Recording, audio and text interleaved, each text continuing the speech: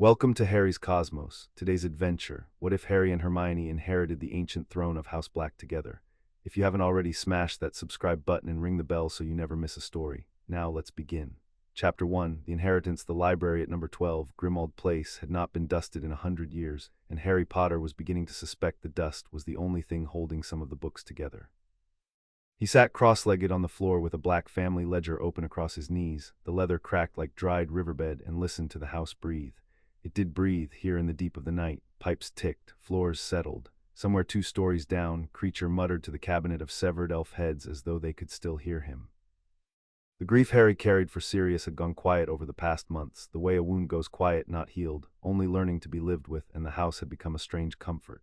It was the only thing Sirius had left him that he could actually touch. "You've stopped reading," Hermione said. She was up the rolling ladder, a wand tucked behind her ear and 3 books pinned against her chest, and she had not so much as glanced down. He had no idea how she knew. "It's a list of debts," Harry said. "Ode to the Blacks, some of them are dated 13-something. Hermione, there are debts here older than the printing press. Bring it down, I want to see the hand." She descended without looking at the rungs, which would have terrified him if she hadn't been doing it for 3 nights running. She had taken to the work the moment they'd arrived, not the inheritance, which she found distasteful, but the archive, which she found irresistible. A muggle-born witch loose in 1,000 years of forbidden books. Walburga's portrait had screamed itself hoarse the first night and then, finding no one would draw the curtain for her, sulked. Harry handed up the ledger. Candlelight pooled gold across the page, and Hermione bent into it, her brow knitting over something that didn't add up. "These aren't debts of money," she said. "Look at the column. This one's a debt of passage, this one's a debt of name, and this," her finger stopped, "this one's a debt of years." "Years of what?" "It doesn't say years of anything. Just years owed by the House of Vane to the—" She stopped. "Read it again." "To the throne of Black." The candle guttered, though there was no draft. "The Black estate," Harry said carefully. "The seat." Sirius said it like a joke. "The noble and most ancient house." "This doesn't say house." Hermione closed the ledger over her thumb to keep the place, and when she looked at him there was something lit behind her eyes that had nothing to do with the candle. "Harry, I've read every inheritance document Gringotts sent you. I've read the will 3 times. Sirius left you the house, the gold, the elf, the name. There's no throne in any of it. There's no throne anywhere in Wizarding Britain. We don't have kings. We have a minister and a Wisengamot and a great deal of complaining. So why does a debtor's ledger from before the statute of secrecy talk about a throne as though it's a place you could walk into?" From the wall, a portrait stirred. Harry had stopped noticing the portrait of Phineas Nigellus Black the way one stops noticing a clock. The former headmaster lived in 2 frames, one at Hogwarts, one here, and used the second mostly to insult the housekeeping. But now the long, clever, sallow face had come fully awake, and the painted eyes were fixed on the ledger in Hermione's hands with an attention Harry had never seen in them.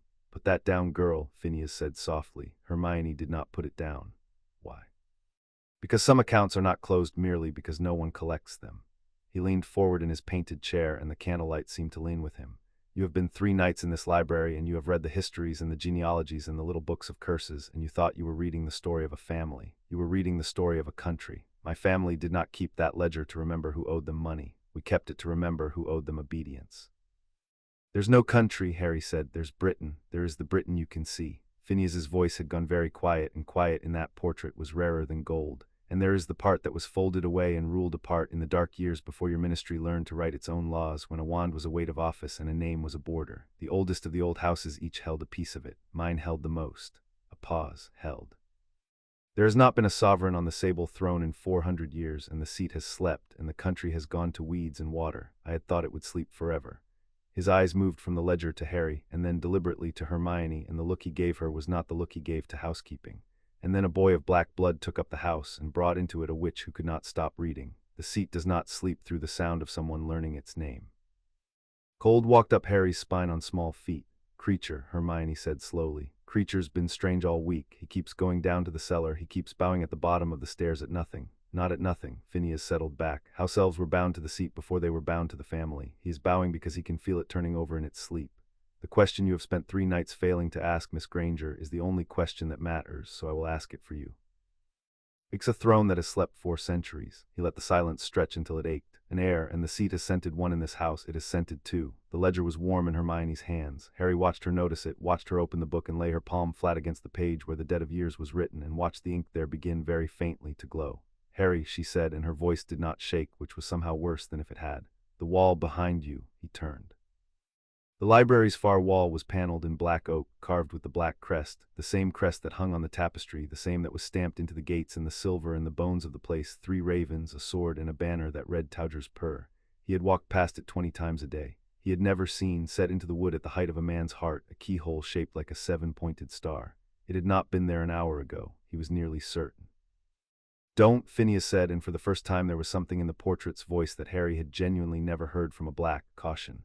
If you open that door you do not get to close it again. Sit down, send the girl home, write to your goblins and your headmaster and pretend you never read the word. The sable throne is not a fortune, boy, it is a duty with teeth. Harry looked at the star-shaped keyhole. He thought of Sirius, who had spent his whole life caged by this family and its names and its pride, and who had died still trying to climb out of the cage to get to him. He thought of how Sirius would have hated the idea of a throne, and he thought disloyally, helplessly, of how much Sirius would have wanted to see what was behind the door. I don't have a key, he said. Phineas closed his painted eyes. You are the key, you and her, that is the entire tragedy of it. Hermione had come to stand beside Harry, the ledger still open in her hands, the glow in the old ink stronger now, throwing pale light up under her chin. She looked at the keyhole and then at him, and the question in her face was the one she always asked before they did something that couldn't be undone, the question that had carried them through 6 years and into the mouths of more dangers than he could count. Together, you should go home, Harry said, because he had to say it. I should, Hermione agreed. Phineas is almost certainly right that this is a mistake. She set the ledger down on the reading table, open, glowing, and pressed her palm flat against the panel beside the star. Put your hand next to mine. Hermione, if it's a duty with teeth, she said, then I'd rather we found out what we're holding than spend the rest of our lives wondering what we ran from. Hand, here. He put his hand against the wood beside hers. The oak was cool, and then it was not cool. It was warm. It was warm the way skin is warm. And under both their palms the carved crest of House Black turned over like a sleeper waking. The 3 ravens lifting their wooden heads, and the 7-pointed star drew a thread of light from the glowing ledger across the room and swallowed it. And the wall opened on a stair going down into the dark. And out of the dark came a breath of air that smelled of cold stone and old incense, and faint beneath it, the sea. Towdr's purr, Phineas said bitterly to no one as they went down. Always pure, we never were, not once, we only ever wrote it on things hoping it would come true.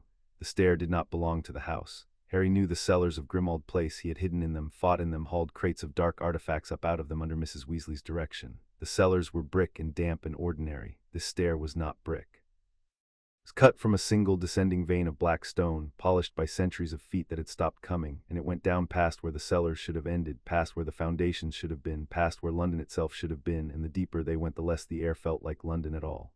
We're under the house, Hermione said, the scientist in her gripping the rail of fact because there was nothing else to grip. We can't be under the house. We've come down further than the house is tall. Her wand light ran along the wall and found carvings, not the raven crest now, but something older, long processions of figures with stars for faces, walking, always walking, in the same direction the stair was taking them. These are wrong, the proportions, the iconography, this is older than the statute, older than the conquest, this is— She stopped at a panel and her breath caught. Harry, this one has 2 thrones. He came to look. In the stone 2 seats stood side by side beneath a sky crowded with carved stars, and on them sat 2 figures with their hands joined across the gap between, and above their joined hands a single crown hung in the air, split down the middle into 2 halves that did not fall apart. 2, he said. The ledger said the seat scented 2. Hermione's wand light wavered just slightly. Phineas said it scented 2. I assumed he meant both of us as in, both of us happen to be here. But this isn't a throne, Harry. This is a pair of thrones, 1 crown, 2 seats. She turned to him, and the light between them made her face very young and very certain at once. It isn't choosing one of us and tolerating the other. Whatever this is, it wants 2. The stair ended. They came out of the throat of the stone into a space the size of a cathedral and lit by nothing, and the nothing was the strangest part. There was no torch, no window, no enchanted ceiling pretending at sky, and yet they could see, because the darkness here was not the absence of light but a thing in itself, a deep and living black that held its own faint luminance the way deep water holds the memory of the sun. The chamber was round. The walls climbed up out of sight into a dome where stars burned that were not reflections and not enchantments but seemed impossibly to be the actual and particular stars of an actual and particular sky, wheeling slow above their heads as if this buried room opened directly onto heaven. And at the center, on a dais of 7 black steps, stood the throne. It was 1 seat and it was 2. Harry's eye refused to settle. When he looked directly at it, he saw a single great chair of starless basalt, tall as a doorway, its back carved into the shape of the split and floating crown from the stair. When he looked at the edge of it sidelong, he saw 2 chairs set so close they touched, a hand's breadth between them, joined at the arm. It was both. It had been made by people who did not think 2 and 1 were different numbers. The air thrummed. He felt it in his teeth, in the old bones of his chest, in the lightning scar that had been quiet for so long he'd half forgotten it. The throne was looking at them. He had no other word for the sensation. A Across 400 years of sleep, the thing on the dais had turned the whole weight of its blind attention toward the two small living people who had come down the stair, and it was deciding. "It's awake," Hermione breathed. "Harry, it's awake, and it knows where the stars overhead stopped." The whole wheeling sky of the dome ceased in its slow rotation and hung still, and into the stillness the throne spoke, not in words, not in any tongue, but in a pressure laid directly against the inside of the skull, an enormous and ancient interrogation that did not bother with language because it had been built before language and would outlast it. It asked them what they were. It did not ask their names. Names were a thing for the surface, for the ministry and the school and the small, bright world. Down here in the deep stone, the seat reached past the name and took hold of the thing underneath, and Harry felt it close its blind grip around the truth of him and squeeze. It found Sirius. It found the cupboard under the stairs and the years there. It found every friend he had failed to save and every enemy he had not become. It found the part of him that had walked into a forest expecting to die and the part that had walked back out. It weighed all of it at once, without mercy and without cruelty, the way a scale weighs, and Harry went to his knees on the cold black floor under the sheer mass of being known. Beside him, Hermione had not gone down.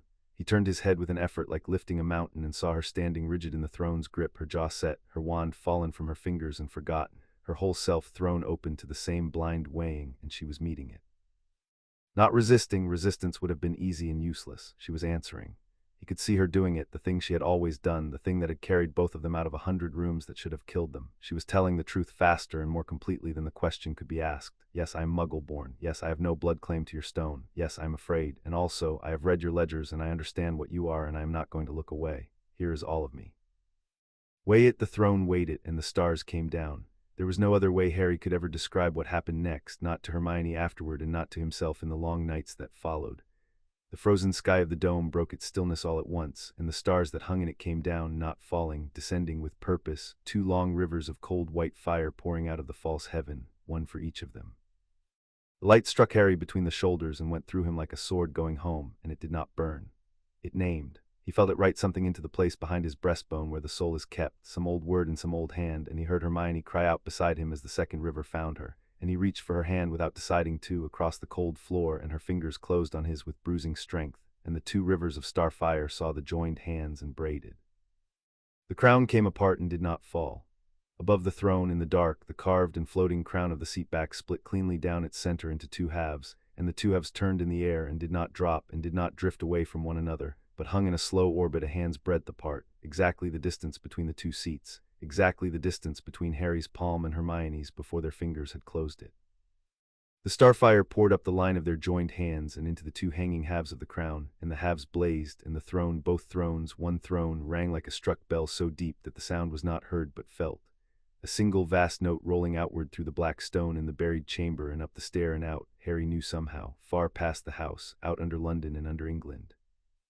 Out into a country that had been waiting 400 years in the dark to feel that note again and know that someone had finally come back to sit the seat. Then it was over and the stars went back up, and the dome wheeled slow again as if nothing had happened, and Harry knelt on the floor of the obsidian court with his hand in Hermione's, marked between the shoulders with a brand of cold light he could not see but would feel for the rest of his life, and he was not, any longer, only Harry Potter. "Get up," said a voice from the stair. "Both of you on your feet. You do not kneel down here the floor kneels to you." Creature stood at the foot of the steps, but it was not the creature Harry knew, the muttering, mottled, broken old thing that hoarded lockets and insults. This creature stood straight. His rheumy eyes had cleared. He wore Harry blinked, and it was still there, a scrap of black cloth pinned at his shoulder with a silver star, the nearest thing to livery the old elf could make of himself, and he had come down into the court and crossed it without fear and stopped at the foot of the dais and gone down, slowly, painfully, with the dignity of a creature performing an act it had waited its entire life to perform, onto one knee. "Creature has felt the seat go cold for 100 years, the elf said, and his cracked voice shook. Creature's mother served it, and her mother, and hers, back to the first binding when the world was young and the blacks were kings under the hill. Creature thought he would die in an empty house, the last servant of an empty chair." He lifted his head, and there were tears standing in the cleared old eyes. "And the seat is warm, Master Harry, Mistress Hermione. The seat is warm, and Creature has lived to kneel." Harry got up. He pulled Hermione up with him, because their hands had not come apart, because some animal wisdom in him understood that down here they should not let go of one another, not yet, maybe not for a long time. He looked at the throne that was two thrones, and the crown that hung in two halves above it, and the old elf weeping on the steps, and he understood with the slow horror of a man reading his own sentence that Phineas had told them the truth at the top of the stair. It was not a fortune. It was a duty with teeth, and it had just closed its jaws on both of them at once. Phineas, Hermione said. Her voice came out steadier than her hand. We need Phineas. We need to know what just happened to us. Creature, can the portraits come down here? The headmaster cannot leave his frames, Creature said, rising, but the court remembers everyone who ever sat it. If Mistress wishes counsel, he gestured, and Harry saw that the round walls of the chamber were not blank after all. Set into the black stone at intervals, where a throne room would hang the portraits of its dead, were niches, and in the niches stood figures of darkness shaped like men and women, faceless, waiting. The seat can wake its old sovereigns to speak. But Mistress should know that the dead of House Black are not kind, and they did not all leave the seat willingly, and some of them have had 400 years alone in the dark to think about what they would say to whoever woke them. Wonderful, Harry said. We don't wake anyone tonight, Hermione decided. We go up, we talk to Phineas, who at least we know. We find out exactly what we've inherited before we start having conversations with 400-year-old kings in the dark. She finally deliberately let go of Harry's hand, and the loss of it was a physical cold, and he saw her feel the same thing and choose not to mention it. Harry, are you all right? No, he said honestly. Are you? No, a breath that was almost a laugh, but we're alive and we're standing and the floor is apparently kneeling to us. I've had worse Tuesdays. She bent and retrieved her wand from where it had fallen, and when she straightened, the wand-light caught the two halves of the crown still turning slow above the empty seat. And for a moment Harry saw her see it, saw the enormity of it land on her all at once, the country in the dark, the 400 years, the two seats made for two people who were not yet what the seat needed them to be, and saw her decide in the way she always decided to be equal to it or die trying. Come on. Before I lose my nerve and the throne notices. They went up the stair, and behind them the obsidian court dimmed back toward sleep, but did not sleep, not anymore. And far above, the house that had been quiet was quiet no longer, because every clock in Grimmauld Place had stopped at the same instant, all their hands frozen, pointing at the floor, at the cellar, at the stair, at the seat, and Walburga Black, in her portrait by the door, had stopped screaming and begun, in the dark, to laugh. Portrait of Phineas Nigellus was waiting for them, and he was not laughing. Sit, he said before they had cleared the library door. Both of you there, you will be tired in a moment. The seat takes its toll the first time. It is taking the toll now, and you simply have not noticed yet. Sit before you fall. He waited until they had dropped into the two cracked armchairs by the cold grate, and Harry realized the portrait was right. The strength was going out of his legs like water out of a cracked jug. Now, tell me what it did, precisely. Spare me the poetry, Miss Granger. I have heard 4 centuries of poetry about that room, and none of it ever once told me anything useful. Hermione told him. She told it cleanly, in order, the keyhole and the stair and the carvings of the 2 thrones and the weighing and the starfire and the crown coming apart in 2 halves that did not fall. Phineas listened without a single interruption, which Harry suspected was the most respect the old man had ever paid a living person, and when she had finished, the painted face had gone the color of ash. It split the crown, he said. Yes, you are certain, 2 halves, hanging apart, not falling in orbit. I'm certain. Phineas was silent for a long moment. When he spoke again, the habitual scorn had drained entirely out of his voice, and what was left underneath was older and more tired than any portrait should have been able to sound. Then I owe you the truth, and you will not thank me for it. Listen carefully, because I will say it once, and then I am going to advise you to run, and you are going to ignore me, because you are young and you have already touched the seat, and it is too late for either of you to be sensible. He drew a breath he did not need. There is a country under England. We called it the Sable March. It is real as Hogwarts, more real than the Ministry, a true and bordered land folded into the dark by the first wizards of these islands who did not want to share the world with kings of the surface and so made one of their own underneath it. House Black ruled it, not as masters of a house, as sovereigns of a throne. You understand the difference. A house owns, a throne governs. There were people in the March, there are people in the March still, I should think, gone wild and frightened in 400 years of no one ruling them, and the seat you woke tonight is the seat from which they were governed and protected and judged and held. By the Blacks, Harry said, by the Blacks, and here's the part the family carved off the tapestry and never spoke aloud, the part that made us and shamed us and finally emptied the seat. Phineas leaned forward. The sable throne cannot be sat by. It was made for 2, always 2, a paired sovereignty, a twinned crown, 2 who rule as one because the seat is too heavy and too hungry for a single soul to bear. Pour 1 person into that throne and it drinks them dry. We have the bones to prove it. Pour 2 who are bound to one another, who can share the weight and the tithe and the long cold years of duty between them, and the seat is sated and the crown is whole, and the march is held. His painted eyes moved between them, and what was in them now was almost pity. It split the crown for you tonight because it has chosen 2. It chose a black heir, and it chose, the smallest hesitation, the which he could not stop bringing into its house. It has named you both. You are not a lord with a clever friend, Mr. Potter. As of an hour ago, the 2 of you are the joint and reigning sovereigns of the oldest hidden country in Britain, whether you wished it or no, and the only way the crown comes off is the way it always came off in the end. Which is? Hermione asked. Phineas looked at her for a long moment. death," he said, "or someone strong enough to take it from you. And I'm very much afraid, Miss Granger, that as of tonight, the second one has just become a great deal more likely than the first. The fire would not light." Hermione had pointed her wand at the cold grate out of pure reflex, wanting something ordinary and warm in a night that had stopped being either, and the spell had simply failed, not fizzled, failed, the magic running out of her wand and into the floor as though the house had drunk it. She lowered the wand slowly. "The seat is taking its tithe," Phineas said, not unkindly. "It will pass. Your magic will feel strange for a day or two, drawn thin as it settles to the new weight. Do not fight it. You will only exhaust yourselves." He paused. "And you cannot afford to be exhausted, because by morning you will not be the only people in Britain who know the seat is warm." Harry looked up. "What does that mean?" "It means a throne is a sound," Phineas said.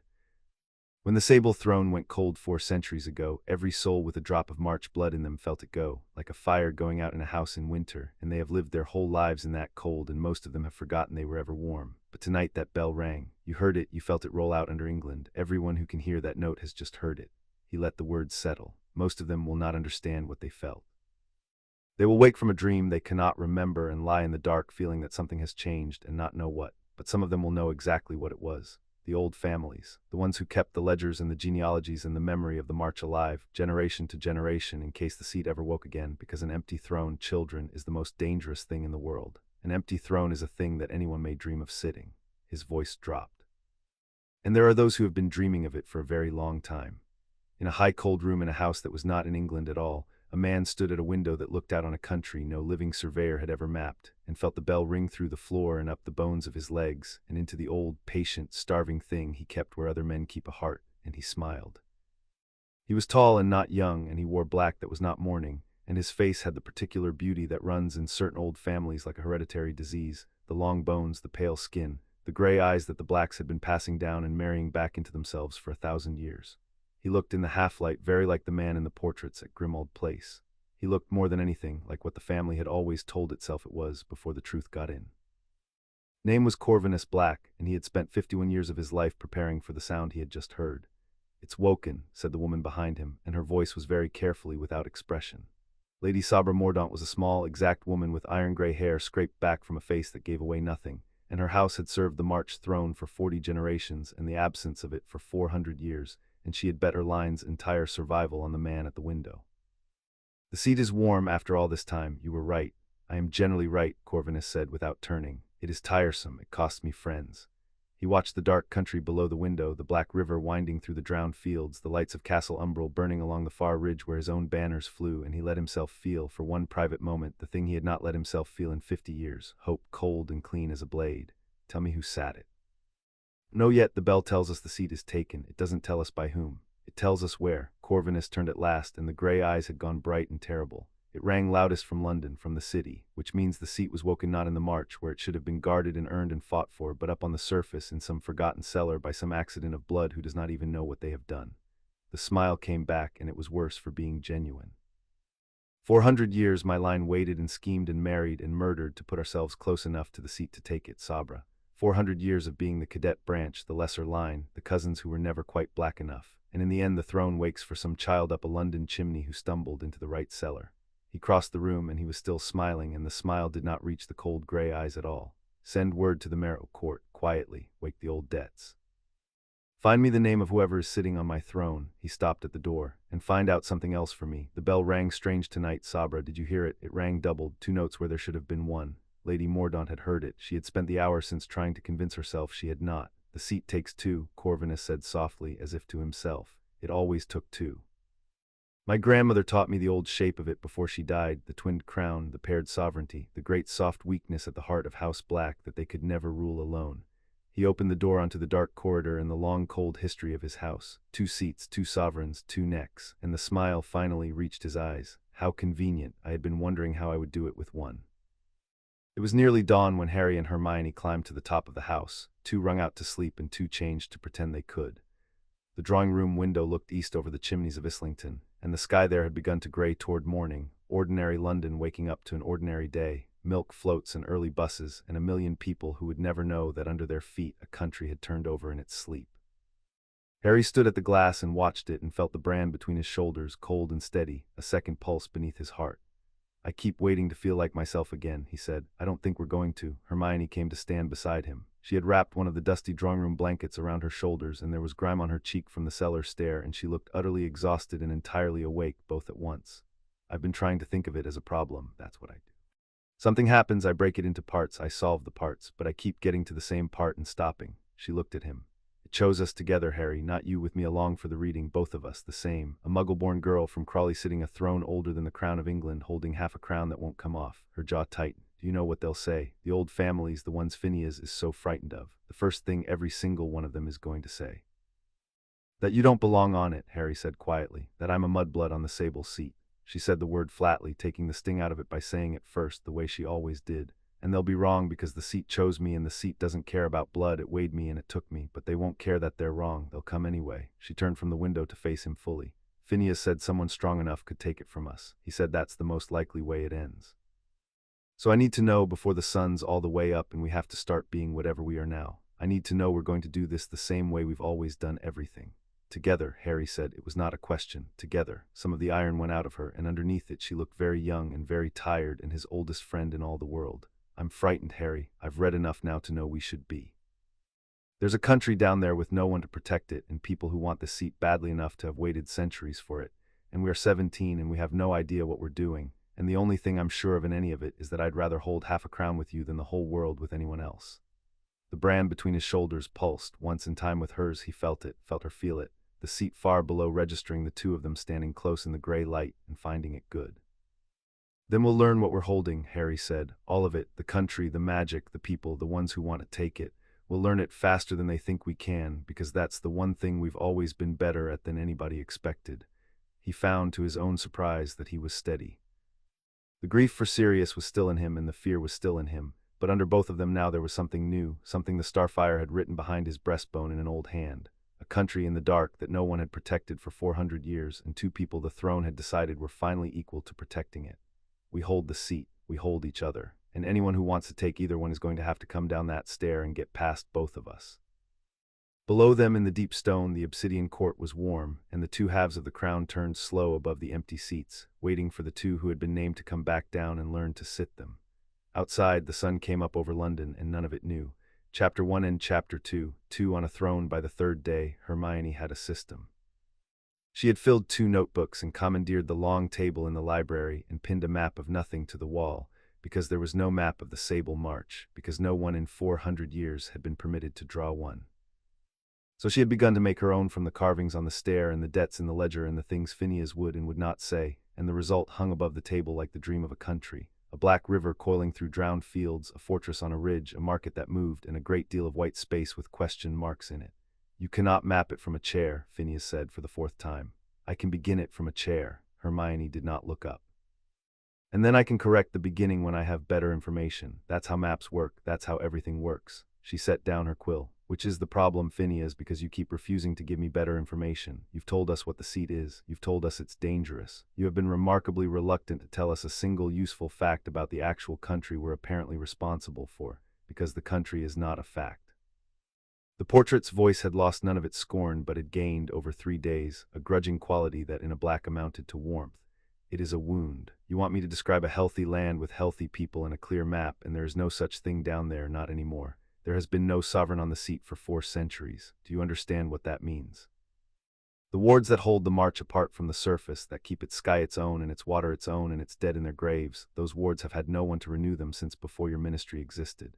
They have been failing the entire time, slowly, a field drowned here, a village gone gray there, a road that used to lead somewhere leading nowhere now. He paused. You did not inherit a kingdom, Miss Granger. You inherited 400 years of a kingdom dying with no one to nurse it. And the people who are left have learned, across a dozen generations, that no help is coming, that the seat is cold, that they are alone in the dark with whatever comes through the broken wards in the night. His painted eyes moved to Harry, who had been listening from the window. That is what you rule, not subjects, survivors. They will not love you for sitting the seat. They will not even believe you have until you prove it. Then we'll go down and prove it, Harry said. You are not ready. We're never going to be ready. Harry pushed off the window frame. The thinness had gone out of his magic over the 3 days as Phineas had promised, but it had left something behind it, a low, constant awareness of the seat below them, a second weight he carried everywhere now, like a coat he could not take off. You keep saying we need to learn before we act, but you've also said the wards are failing right now tonight while we sit up here making maps. People are dying down there while we get ready. I'd rather learn by going than learn by waiting and find out we waited too long. He looked at Hermione. How do we get in, properly in, not just to the court? Hermione was already on her feet. Creature said the court has a second door. The first one's the stair from the library. That's the way in from the surface. He said there's another that opens from the court itself onto the march proper, the hollow way. The King's Road, Phineas corrected, and for once there was no scorn in it at all. We called it the King's Road when there were kings to walk it. It opens only for a sovereign and only from the seat, and I will tell you now what I told you at the top of the stair 3 nights ago, and you will ignore me again. Do not walk it. Once you step off the King's Road into the march, you are in your country with your subjects under your law, and the surface cannot reach you and your friends cannot follow you, and the ministry has no more power there than it has on the moon. You will be alone. 2 children alone in a dying country full of frightened people and the things that hunt them. He let it land, and I am quite sure you are going to do it anyway. Yes, said Hermione, pulling her coat from the back of the chair. We are. Then take the elf, Phineas said, and for the love of whatever you pray to take a witness. You are about to be seen by your people for the first time in 400 years. What they see they will tell. Make certain it is worth telling. The witness arrived an hour later by the front door, like an ordinary person, which was somehow the strangest thing that had happened all week. Andromeda Tonks stood on the step of number 12 in a gray traveling cloak, and she looked so much like a softened, weathered version of the women in the portraits inside that Harry's breath caught. She had Bellatrix's bones and none of Bellatrix's hunger. She had Sirius's dark eyes and all of his tiredness, and she looked at Harry on the threshold of the house she had been thrown out of 40 years before, and the first thing she said was not hello. I felt the bell, Andromeda said, 3 nights ago. I have not felt it in my life, but my mother described it to me once, before she decided I was no longer her daughter, and I knew it the instant it rang. Her eyes moved past Harry to Hermione in the hall, and something flickered in them, recognition or warning or both. I felt it ring doubled, 2 notes, and I have spent 3 days telling myself I was wrong because the only thing that rings the bell doubled is the twin crown, and the twin crown has not been claimed since before the family fell, and the idea that it had been claimed now by, she stopped, looked between them, by the 2 of you, a black heir who is barely a black and a muggle-born witch. The seat chose that, didn't it? Yes, Hermione said. To Harry's astonishment, Andromeda Tonks began quietly to laugh, not cruelly, the way Walburga's portrait had laughed, but with something that sounded almost like joy breaking through 40 years of grief. Oh, she said, oh, they'll hate it. You have no idea how much they'll hate it. My whole life they told me the seat was sacred, the blood was sacred, the purity was the point of everything, and it cost me my family and my name and very nearly my daughter, and the seat woke up and chose a muggle-born. She wiped her eyes. I married a muggle-born. They called Ted a defiler of the line, and the line's own throne has just crowned one. She gathered herself, and when she looked up the laughter had gone and something steadier had replaced it. I came to warn you and to offer what little I know, which is more than anyone living except those portraits. But I see you've already decided to go down, so I'll come with you instead. A black should stand witness when the seat is claimed, even a disowned one, especially a disowned one. Before we do, Hermione said, tell me what it costs. Phineas keeps saying the seat takes a tithe and then changing the subject. I don't trust a price no one will name. Andromeda's face went still. My mother named it to me exactly once. The seat takes magic day and night for as long as you sit it, that's the daily tithe, and it's why it must be 2, because no single witch or wizard alive could pay it and live. But that isn't the price that frightened her. She drew a breath. It takes years, not all at once. A sovereign of the sable throne does not age while they reign. The seat holds them at the threshold, keeps them, the way it kept the Ferrymen and the portraits and the wards. But when they leave it or die, the years come due all at once. Every year the seat held back all in a moment. The old sovereigns reigned 200 years and crumbled to dust in an afternoon when they stood up. Her dark eyes moved between them. That is what you're sitting down into, not a chair, a bargain. The march is protection in exchange for your time, your magic, and the only currency the seat will accept against the loneliness of it, each other. So before you go down those steps, you should both be very sure that whatever the 2 of you are to one another is strong enough to bear 200 years of paying for it together, because the seat will test that, tonight and every night after. Harry looked at Hermione and Hermione looked at Harry, and neither of them said anything, because there was nothing to say that they had not already decided 3 nights ago at the top of a different stair, and Andromeda watched the look pass between them and seemed grimly satisfied by it. Good, she said. You're not pretending it's small. That's more than most who ever sat it managed. Come on then.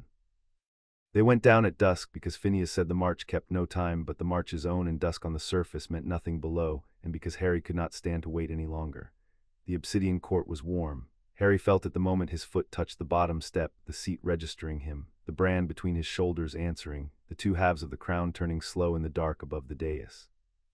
Andromeda stopped at the foot of the stair and would come no further, and Harry understood. This was not her seat, would never be her seat, and the dead of the family stood faceless in their niches all around the round black wall, and a disowned daughter did not walk uninvited into the company of her ancestors. "You sit it," she said, "both of you together or not at all. The seat will know the difference, and so will I." Harry looked at the throne that was two thrones. Up close it was worse and better than memory. The basalt drank the faint luminance of the chamber and gave nothing back, and the two seats stood a hand's breadth apart, joined at the arm, made for two people to sit close enough to touch. He looked at Hermione. She had gone pale, but her chin was up and the question was in her face, the old question, and he answered it by walking up the 7 steps with her at his side, and together, at the same moment, they turned and sat. The seat took them. It was not the weighing of the first night that was done, the verdict rendered, the brand set. This was something else, something that started the instant they were both seated and would, Harry understood in a wave of vertigo, never entirely stop again. The seat reached into both of them at once and found the place where their magic lived and opened it, and began, very gently and very greedily, to drink. He felt his power leaving him, pouring down through the basalt and out into the dark, and panic clawed up his throat. And then he felt Hermione beside him, felt her magic flowing the same way into the same place, and felt the two streams meet somewhere beneath the throne and become one current, and the seat drank from the joined current instead of from either of them, and the drain halved and steadied and held. "That's it," Hermione breathed. He heard the wonder in it under the strain. "That's the tithe. It's not taking from us, it's taking from between us, from the two of us together. If we were one person, it would empty us, but split between two." She turned her head, and her eyes found his, bright with the terrible joy of a thing understood at the exact moment it became dangerous. "Harry, that's why it's two. It's not symbolism, it's not tradition, it's load-bearing. The seat needs more magic than one person has to give, so it takes from the bond between two. We're not co-rulers because some old black thought it was elegant. We're co-rulers because separately the throne would kill either one of us, and together it can't." "Then let's hope," Harry said through his teeth as the current steadied beneath them, "we stay together." The crown came down. Above them the two turning halves descended, slow and settled, one over Harry's brow, one over Hermione's, cold as river water and lighter than it looked, two halves of a single circlet of starless basalt set with points of light that were not gems but the actual fixed stars of the dome brought down and worn. And the moment the crown touched them both, the king's road opened. The round wall of the court broke. Not violently, it simply ceased on the far side from the stair to be a wall and became instead an arch. And beyond the arch was not more cellar and not London, but a long pale road running out across a dark moor under a sky crowded with the same impossible stars. And on the wind that came through the arch Harry smelled cold water and wet earth and wood smoke, the smell of a country that, against all odds, still had people in it burning fires to keep warm. "The King's Road," Andromeda said softly from the foot of the stair, and there was awe in it and fear. "It hasn't opened in 400 years. Go on then, sovereigns, go and see what you've inherited. I'll keep the door." They walked out of the throne room and into their country. The King's Road ran straight as a wand across the moor, raised on a low causeway above ground that glistened wet on either side, and it gave off its own faint light, the pale stone glowing underfoot the way the court had glowed, so that they walked in a thin moving pool of their own brightness through an enormous and watchful dark. The stars overhead were the same as the domes, Harry realized, not a copy of the sky but the sky itself, the March's own heaven, and the constellations in it were not the ones he knew. He found the bright star that the dome had poured into his chest on the first night and could not look away from it.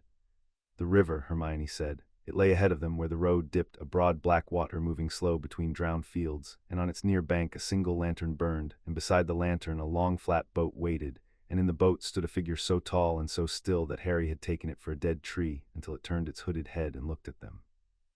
"The Tenebris," said a voice from under the hood, and it was a voice like the river, slow and cold and very deep.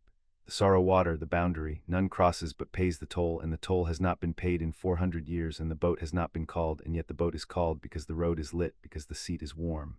The hooded head bowed, slow as the river. "Ferryman to the throne. I carried the first of you across when the world was young. I have waited on this bank for 400 years to carry the next. Step in, sovereigns, the toll is owed, but you sit the seat, and the seat does not pay tolls, the seat collects them." They stepped into the boat, and the ferryman pushed off into the black water, and as they crossed Harry saw shapes in the river under them, pale and slow, drifting with the current, and understood with a cold drop of the stomach that they were not fish. "The drowned," the ferryman said, as if Harry had spoken. "The villages the wards let go under these 400 years, the Tenebris keeps them. It was meant to be a boundary, child, a clean edge between the living March and the dead, but the wards failed and the river spread, and now the dead and the living share a great deal more water than they should." The hood turned toward the far bank, where a cluster of lights huddled on a rise barely above the rising water. There, Merworth, the last village on this reach of the river, still above the surface, and only just. "They have been losing the fight against the water for 100 years, and they will lose it for good within 10, and there has been no one to ask for help and nothing that would answer if they asked. The boat touched the far bank until tonight. The people of Merworth came out of their houses with lanterns and old wands and older fear, and they did not cheer, and they did not kneel, because Phineas had been right, they did not believe. They had gathered on the rise above the rising water, perhaps 60 souls, thin and grey and watchful, and at their front stood a broad woman with a Reeves iron chain over a patched dress and a face that had clearly spent a lifetime deciding not to hope. Her name, she said, was Tamsin Vesper, and she was Reeve of Merworth, what was left of it, and she looked at the two young people who had come down the King's Road wearing half a crown each, and she did not bow. Folks see a light on the King's Road maybe once a generation, Tamsin said. Witch light, marsh light, the road dreaming it's still a road. We learn not to walk out to it. The last Reeve who walked out to a light on the road didn't come back. Her eyes went to the crowns, and her jaw set against the thing trying to rise in her face. So you'll forgive me, whoever you are, if I don't fall down. We've had 400 years of nobody. I'll not break my people's hearts cheering for 2 more children playing at a throne that's been cold since my however many great-grandmother's day. You're right not to, Hermione said. It stopped the Reeve flat. Whatever she'd braced for, it had not been agreement. You've been alone 400 years, Hermione went on, and her voice carried clear and steady over the water sound, the lawyer in her finding its feet on ground she understood. You've lost a village, a generation, to the river. You've asked for help that never came until you stopped asking. You'd be a fool to kneel to 2 strangers on the strength of a light and a story, and I can see you're not a fool, so I won't ask you to believe us. I'll ask you to test us. You have a problem, the water, the wards, the thing that comes through them in the dark, whatever's hunting you that you didn't mention because you've stopped expecting anyone to care. Tell us, and then watch what we do about it. Believe the seat is warm when you see it act warm. Not before. Tamsin Vesper looked at her for a long moment, and something moved behind the Reeve's tired face, not hope, not yet, but the memory of what hope had felt like. The gray tide, she said quietly. It comes with the new dark, every turning a little higher than the last. It's not water, it looks like water in the dark, rising up out of the drowned fields, but water doesn't, her voice caught. Water doesn't take people, the gray tide takes them. Down into the drowned places, to be with the others under the river. We've lost 4 to it this year. We light the fires and we hold the rise, and we lose a little more ground each turning, and the new dark is tonight, and it'll come within the hour, and there's nothing, there has never been anything anyone could do. She lifted her chin, the same gesture Hermione had, the gesture of someone refusing to be pitied. So there's your test, sovereigns. The gray tide's coming. Stop it if you're warm. We'll be lighting the fires the same as every turning, because that's all we've ever had. Harry looked at the drowned fields below the rise, where the black water lay still and waiting under the unfamiliar stars, and felt the brand between his shoulders pulse, and felt, far away under everything, the seat take note.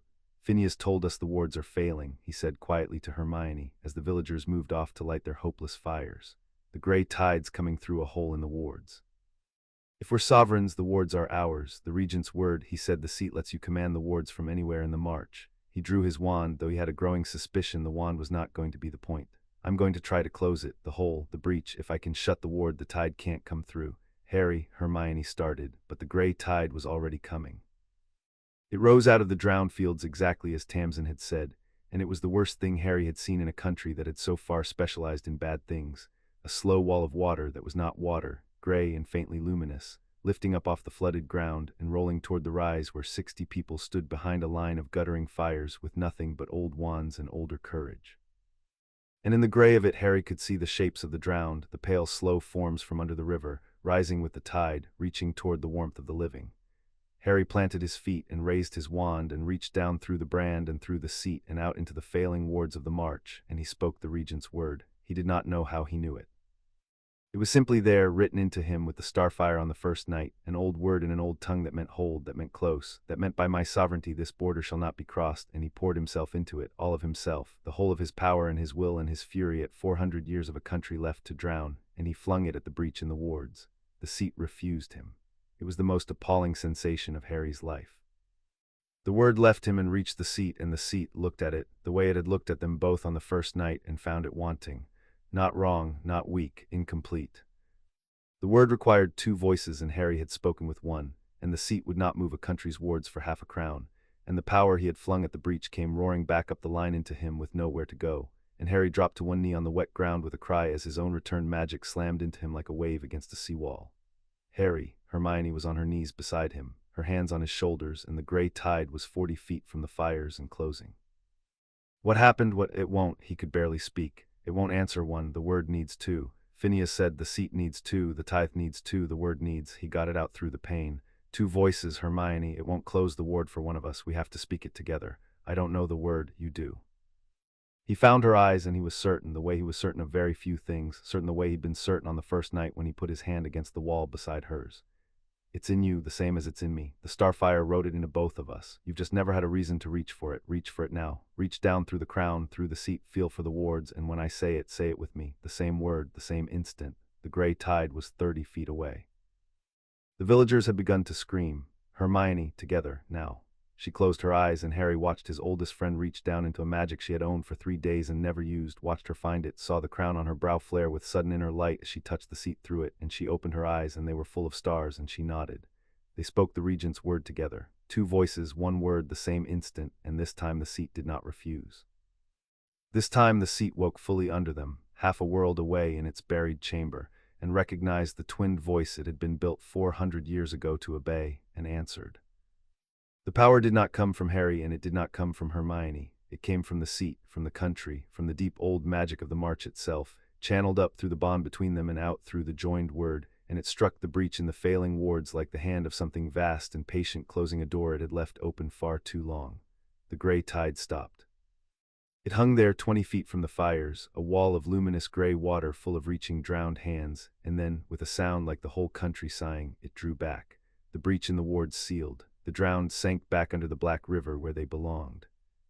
The gray tide rolled away across the flooded fields and sank into the ground it had risen from, and the wards of the march, in one small place, on one small reach of one small river, were whole again for the first time in 400 years, and would hold. Silence on the rise. 60 people stood behind their guttering fires and stared at the place where the thing that had taken their children for 100 years had simply stopped and gone away. And then they turned and stared at the 2 young sovereigns kneeling in the wet grass with their half-crowns blazing and their hands locked together. And Tamsin Vesper, Reeve of Merworth, walked down through her people to the edge of the rise and looked at what the seat had done and got down slowly on both knees in the mud. "Warm," she said. Her voice broke on it. "The seat's warm, after 400 years. The seat's warm, and it hurt us." And she bowed her head, and behind her, one by one and then all together, the people of Merworth knelt to their sovereigns for the first time in 400 years, and some of them were weeping. And Harry knelt in the mud with Hermione's hand crushed in his and the crown cold on his brow, and understood that they had just, between them, with one word spoken twice, changed the entire course of a country. They did not get to keep the moment. Hermione felt it first. Harry saw her head come up, saw her go still, saw her look back the way they had come, toward the river and the King's Road and the lit causeway running back to the court. "Someone's on the road," she said, "behind us, coming from the court." A figure was walking down the King's Road toward Merworth, alone, unhurried, and it carried no lantern because it did not need one, because it walked in a light of its own that was not the warm pale light of the road but a cold blue-white that threw hard shadows. And even at a distance Harry could see that the figure wore black and carried a long white staff, and moved with the absolute unhurried confidence of a man arriving exactly where and when he had intended. "That's not one of the village," Tamsin said, rising, and the fear was back in her voice, an old and specific fear. "That's a March Lord's man, that's a warden. We've not seen a warden on this reach in my lifetime, but my mother told me the wardens serve the lords and the lords serve—" She stopped and went gray. "The lords serve whoever's strong, sovereign, and for as long as the seat's been cold, the strongest thing in the march hasn't been any throne." The warden stopped at the edge of the firelight. He was a lined, gray, expressionless man, and he looked at the kneeling village and the 2 crowned children with the flat, assessing patience of an accountant taking inventory, and when he spoke his voice was as cold and level as the light he stood in. "Aldous Crane," he said, "warden of the Marrow Court, in the service of the Lord Corvinus Black, true and rightful claimant to the sable throne."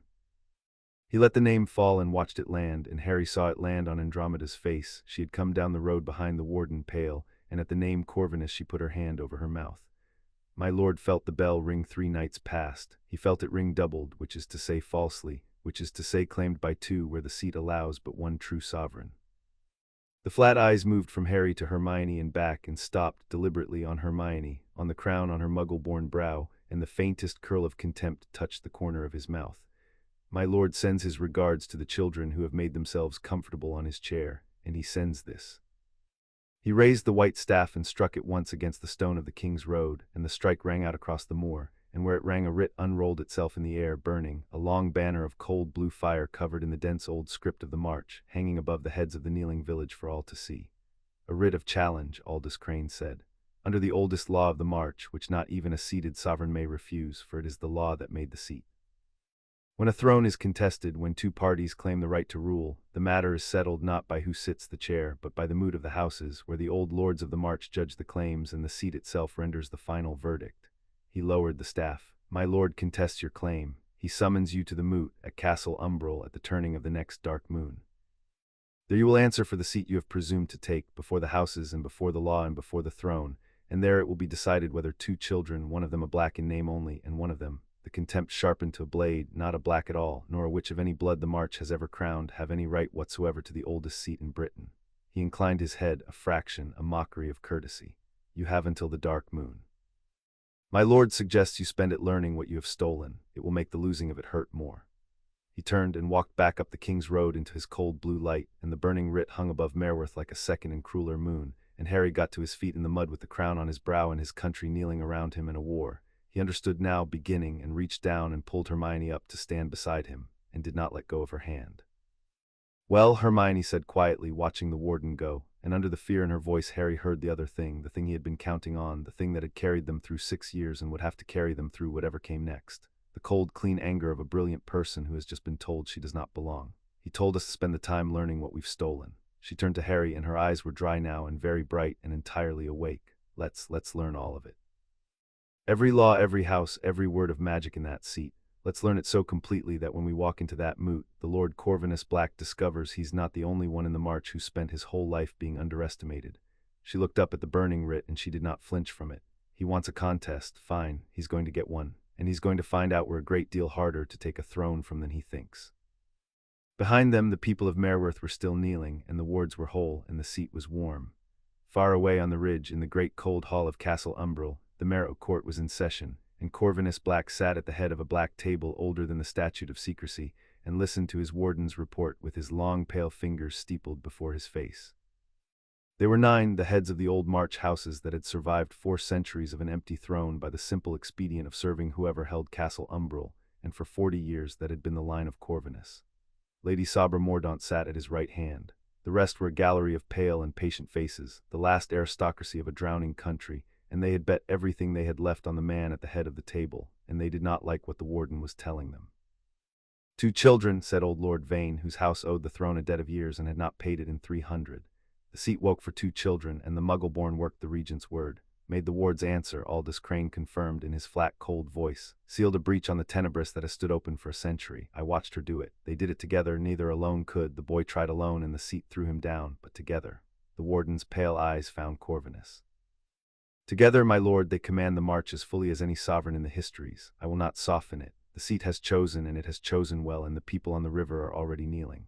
A murmur ran the length of the table, low and fearful, and Corvinus let it run, because he had learned long ago that frightened men reveal themselves, and that the head of a table should always be the last to speak. You're afraid, he said at last mildly, and the murmur died. All of you. Because the story you were told as children has come true at last, and it is wearing the wrong faces. The seat woke, and it did not wake for the pure line, for the true-born Black, for the man who spent his whole life earning it. He smiled, and it was a terrible, gentle thing.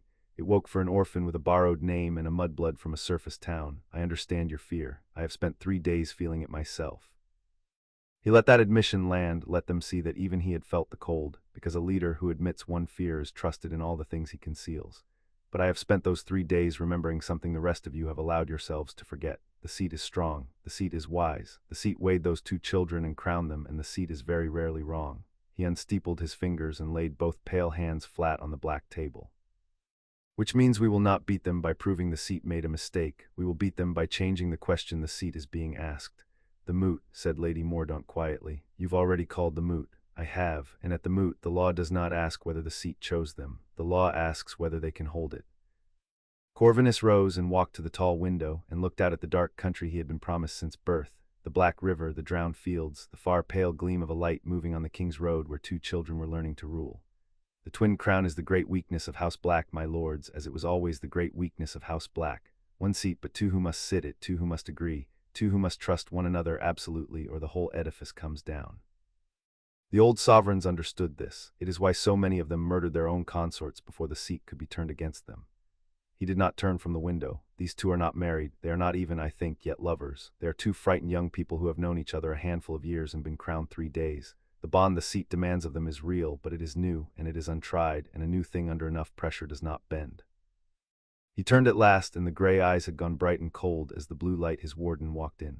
It breaks. We are going to find out what it would take to break them apart, and then we are going to do it slowly in front of the whole march at the moot, until the seat itself looks down at two sovereigns who can no longer bear to share a crown and withdraws what it gave.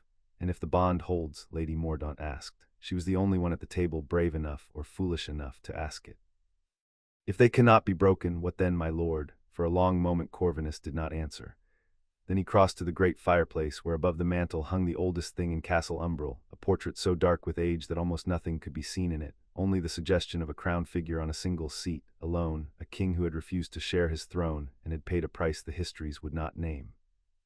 Corvinus stood beneath it and looked up at the dark figure with something that was almost reverence and almost hunger and entirely without fear. Then, he said softly, we will remind the seat that there is more than one way to make a crown answer to one man. He looked up at the dark king in the portrait a moment longer. There was a sovereign once who solved the problem of the twinned crown permanently. The histories call him a monster. I have always thought of him as efficient.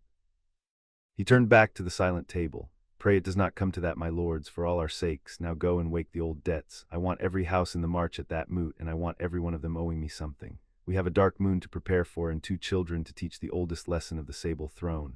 The smile returned. That a seat made for 2 is also always a seat that 2 can be torn apart upon. And in the dark portrait above the cold hearth, though no one living saw it, something that had not moved in 400 years opened its eyes. Chapter 2 and Chapter 3. The Black Regency. Ron Weasley found out the ordinary way, which was to say he came to dinner and would not be lied to. He arrived at Grimmauld Place with Remus Lupin 2 days before the dark moon, both of them carrying the particular wariness of people who had felt something change in the world and traced it, against all sense, to this house. Harry let them into a kitchen that no longer looked like itself. The table was buried under Hermione's maps and the open black ledgers and 3 lit candles that had not gone out in 2 days because the house, it turned out, now lit its own, and Ron took one look at the half-crown of starless basalt sitting on the table between them, throwing its faint cold points of starlight up the walls, and sat down hard. Right, he said, start at the part where my best mates got a crown. So they told him. They told both of them, and it took an hour, and Remus said almost nothing the whole time, only grew quieter and grayer, until at the end he put his scarred hands flat on the table and said, the Sable March, I've heard the name once, from Sirius. Harry went still. Sirius knew the family had a shame they never spoke of, and that it lived under the house, and that his mother used to threaten him with it when he was small, be good, or the seat will have you. Remus's tired eyes moved to the half-crown. He thought it was a story, a cruel one to frighten a child. He'd have hated this, Harry. He spent his whole life running from everything that name meant. A pause, and something gentler came into the lined face. And he'd have been down those stairs beside you within the hour because you're his, and because there are people down there who need help. He could never stand the first thing. He could never resist the second. It was the kindest thing anyone had said about the throne since it woke, and Harry had to look at the table for a moment. We can't come with you, Ron said. It was not a question. He'd been listening. Into the march, can we? No. Hermione's voice was steady, but Harry heard what it cost her. Phineas is certain. The King's Road only opens for the sovereigns, and only the sovereigns can walk it, and once we're through, the surface can't reach us at all. No owls, no flu, no order. If something goes wrong down there, we're alone with it. She looked at Ron, and for a moment she was not a sovereign of anything, just a frightened girl telling her oldest friends the truth. I'm sorry, I know how that sounds. After everything, the one place we're going where we actually might die, and it's the one place you can't follow. Ron was quiet for a moment. Then he reached across the maps and gripped Harry's wrist hard, the same grip he'd used in a tent in a frozen wood when everything was falling apart and they had held on anyway. Then you do what you always do, Ron said roughly. You two. You go in over your heads into something mad and impossible, and you come back out because you've got each other, and that's always been the thing nobody on the other side ever counts on. He let go and sat back and tried, and almost managed, a grin. Just come back out, both of you. I'll keep the surface warm. Someone's got to mind the actual world while you go off being royalty. There's one thing I can give you, Remus said. He drew from his coat a small, water-stained book, its cover blank, and laid it among the maps. Sirius left a trunk of his mother's things. I went through it after. Most of it I burned. This I couldn't read, so I kept it. It's in no language I know, but the title page has the black crest, and under the crest a word. He opened it to the first page, where a single line of dense old script ran beneath the 3 ravens. I never could make it out, but you've a crown that came out of the same dark. Perhaps you can. Hermione drew the book toward her, and the moment her fingers touched it, the script on the page rose off the paper in thin lines of cold light, rearranging, resolving, and Harry watched her face change as the black tongue, the old star speech of the seat, unfolded itself for a sovereign for the first time in 4 centuries and let her read. It's a primer, she breathed. Harry, it's a primer. The black tongue, the language the regent's word is spoken in, someone wrote a child's first book of it. The grammar of command, how the seat is spoken to. She looked up and the old fire was in her, the joy of a locked door turning out to have a key. Remus, do you understand what this is? We've been trying to learn the seat by accident, one crisis at a time, hoping we survive each one long enough to learn the next. This is the manual. Then learn it fast, Remus said, because whatever's coming for you at this moot, it's had 400 years to read its own copy. They could not learn it from a book alone, and they both knew it, and that was why, the night before the dark moon, they went down into the court to do the thing Hermione had refused to do on the first night. They woke one of the dead. You're certain, Harry said at the foot of the dais. The faceless figures of darkness stood in their niches all around the round black wall, the old sovereigns of House Black, waiting in the dark where they had waited 400 years. Phineas said they're not kind. Phineas said they're not kind and they didn't all leave willingly, Hermione said. Which means they know things Phineas doesn't because Phineas never sat the seat. We need someone who did. We need to know what really happened 400 years ago, why the seat went cold, what the Starless King is that Corvinus keeps a portrait of, what we're actually walking into. She had the primer open in one hand and the crown was on her brow, and she had clearly already decided. There's a way to call one. The book has it. We choose a name from the niches and we speak it in the black tongue together, and the seat wakes them to counsel us. We can send them back. The book's clear on that part. A breath, mostly clear, mostly. Harry, we're out of time and out of safe options. I'd rather talk to a dead queen tonight than meet Corvinus tomorrow not knowing what he knows. They climbed the dais and sat the twin throne, and the tithe took them, the joined current steadying as it always did now, and Hermione read the calling from the primer while Harry felt for the shape of the words through the seat, and together, two voices, one word the same instant, they spoke a name into the dark. Lyra. The niche directly across from the throne filled with light. It was not warm light. It was the cold starlight of the dome and the crown in the road, gathering into the faceless figure of darkness until the darkness was no longer faceless. Until a woman stood in the niche, tall and severe and beautiful in the hard way of the family, crowned with a full and unbroken circlet, dressed in the fashion of 4 centuries gone, and her eyes when they opened were the gray of the whole line, and they were very, very tired. 400 years, said Lyra Black, and her voice came from a long way off, from under the river, from the bottom of time. 400 years I have stood in the dark listening for the bell, and at last it rings, and I am called, and I open my eyes to, the gray gaze moved over them, over the twin crown split between 2 young brows, over Harry, over Hermione, and stopped. A child of the surface, a muggle born on the sable seat. Something crossed the dead queen's face that Harry could not read. Tell me your name, girl. Hermione. Granger. Granger. Lyra tasted it. No house, no line, no drop of the blood the family murdered itself to keep pure. And then, to Harry's astonishment, the dead queen's severe mouth bent, very slightly, towards something that was almost approval. Good. The seat has not lost its judgment, then, in all this dark. It still chooses for worth and not for blood.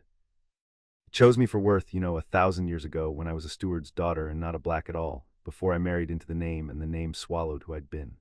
She looked at the two of them sitting close on the joined seats. You have questions. You woke me to ask them, and the calling will not hold me long, so ask, and I will answer truly, because the dead who sat this seat owe the living who sit it the one thing the living so rarely give each other, the truth about what it costs. Why did the seat go cold? Hermione said. 400 years ago, what happened? The light around Lyra Black dimmed as if the question itself cost her. A bond broke, she said. That is always the answer, child. That is the only thing that has ever truly threatened this seat in all the ages it has stood. Not war, not rival claimants, not the slow drowning of the land, a broken bond. She drew a breath she did not need. There were 2 sovereigns 400 years ago.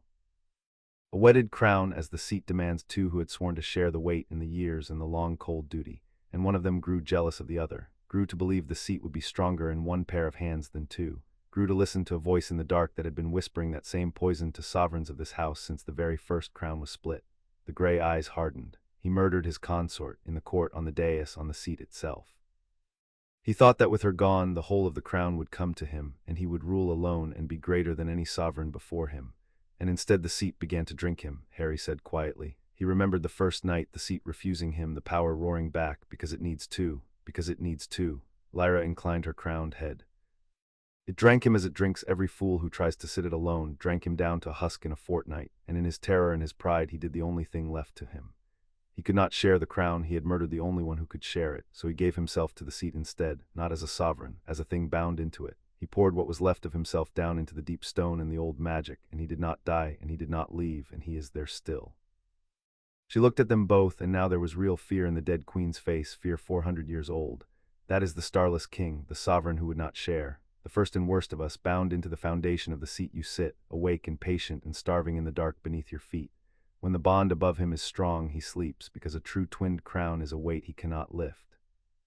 But when the seat stands empty, or when the two who sit it are divided, weak, turned against one another, the light around her began to fail. Then he stirs, then he reaches up. Then he whispers to whoever is nearest the seat the same poison that made him, that a crown is wasted on two, that you could be greater alone, that the one beside you is the only thing between you and everything you could be. Corvinus, Hermione said. Corvinus has a portrait of him, at Castle Umbral. Then Corvinus has been listening to him for a very long time, Lyra said, and Corvinus does not understand, as none of them ever understand, that the Starless King does not grant power. He takes it. He has been waiting 400 years for a seat empty enough or a bond weak enough to climb out of, and a living fool ambitious enough to open the door. If your rival means to break the two of you apart to take the seat, he is not building toward a throne, children. He is building toward the king's resurrection, and he does not know it, and when he succeeds, he will be the first thing the king devours. The queen was nearly gone now, fading back toward the faceless dark. Hear me, you two who are not yet what the seat needs. The only thing that has ever held the Starless King down is a twinned crown that will not break, not cannot, will not, two who choose each other past every reason to let go. That is not a sentiment. In this seat it is the load-bearing wall of the entire world. Her last words came from very far away. Be stronger than we were, for all our sakes. The dark down here is so very long and so very full of those of us who chose wrong.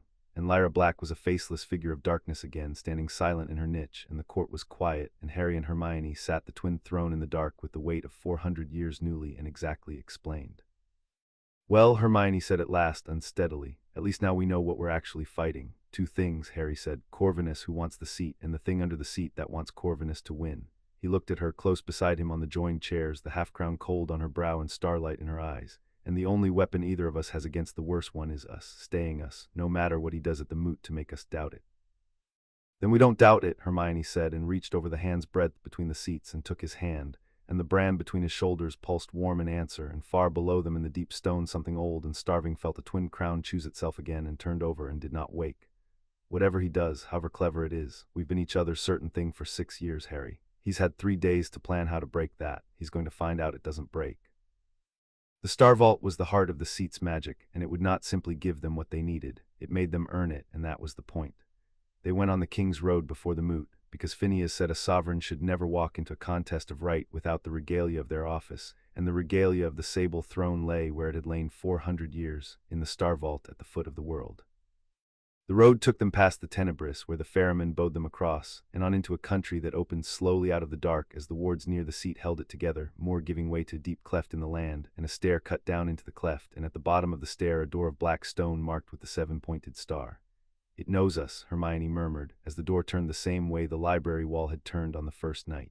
The whole country knows us now. The wards, the road, the doors, were written into it. The Star Vault was a chamber like the inside of a struck bell, and its walls were not walls but the night, the same impossible sky as the dome, wrapped entirely around them, so that they stood on a small disk of black stone suspended in the whole-turning heaven of the march, with stars below their feet and stars over their heads, and the slow vast wheel of constellations no surface astronomer had ever named. And in the center of the disk, on a plinth of starlight, lay the regalia, a ring, and beside it a chart of the heavens worked in silver and black, and the chart was moving, the stars on it turning in time with the stars all around. The Ring of Regents, Hermione read from the primer, her voice hushed. And the star chart, the tongue says it's the speaking glass, the instrument through which the black tongue is performed. It's how you work the deep magic. Not the small wards, the small words, the great workings, renewing the whole veil, calling the herds, the things only a sovereign at full strength can do. She looked up at the turning heaven all around them. The book says the vault tests anyone who reaches for the regalia to make sure they're sovereign in truth and not just in name. Of course it does, Harry said. Nothing down here's ever just lying around. The test came as the stars came down. It was an echo of the first night and entirely its own thing. The wheeling sky all around them stooped inward, and out of it poured 2 figures of pure starlight, faceless, vast, taking shape on the disk of black stone, one before Harry and one before Hermione. And Harry understood with the certainty the seat had taught him what the vault was doing. It had split them. 1 trial each, 2 sovereigns tested apart to see whether each was worthy alone before the seat would arm them together. Harry. Hermione's voice sharp across the widening dark, for the disk was stretching, the two of them drifting apart on it, each alone before their figure of light. It's separating us. It wants to test us one at a time, then we fail it one at a time, Harry called back, and he was already certain, the way he was always most certain at the worst moments. Hermione, don't pass it. Whatever it asks you to do alone, however much it offers you, don't take it alone. That's the test. It's not testing whether we're each strong enough to be sovereign by ourselves. It's testing whether we're the kind of fools who'd try. He saw her understand, saw it land across the dark between them. The starless king had been a sovereign strong enough to think he could rule alone, and the vault, ancient and wise, had armed exactly that kind of strength for 400 years and watched it destroy the seat, and would not make the mistake again. The figure of starlight before Harry opened and showed him a vision himself, crowned with the whole circlet, not half, the seat answering him alone, the power of the entire march in one pair of hands, no need to wait for a second voice, no risk of a bond that could break, everything he could do, everyone he could save, alone and complete and enough. No, Harry said, to the most seductive thing the seat had ever offered him. I don't want the whole crown, give me my half. The other half isn't mine to hold. The figure of light before him blazed and bowed. Across the dark at the same moment he heard Hermione say no to her own vision, fierce and clear, and saw her figure of light bow too, and the stretched disk of black stone drew them back together, and the wheeling heaven righted itself, and on the plinth the ring of regents had become 2 rings, and the star chart had become whole and bright in theirs. It split the regalia, Hermione said, wondering, lifting one of the 2 rings. Like the crown, of course it did. There's nothing down here that's meant to be held by one. She slid the ring onto Harry's hand and her own onto hers, and the moment both were worn the star chart rose off the plinth and unfolded in the air between them. The whole turning sky of the march laid open to 2 sovereigns who had just proved, to the oldest test in their country, that neither of them wanted to rule it without the other. It was, Harry thought, the most romantic thing that had ever happened to him, and neither of them said so, and they didn't need to, and that was the whole of it. Seat asked for the oath before it would let them leave the vault, and the asking was not a request. Harry felt at the moment they turned for the stair a pressure against the brand, against the rings, against the bond, the seat declining to release its newly armed sovereigns until they had paid the last and oldest price of the regalia. The primer warmed in Hermione's hand and opened itself to a page she had not turned to. The Regent's Oath, she read, and her voice had gone quiet. It's the binding, the real one.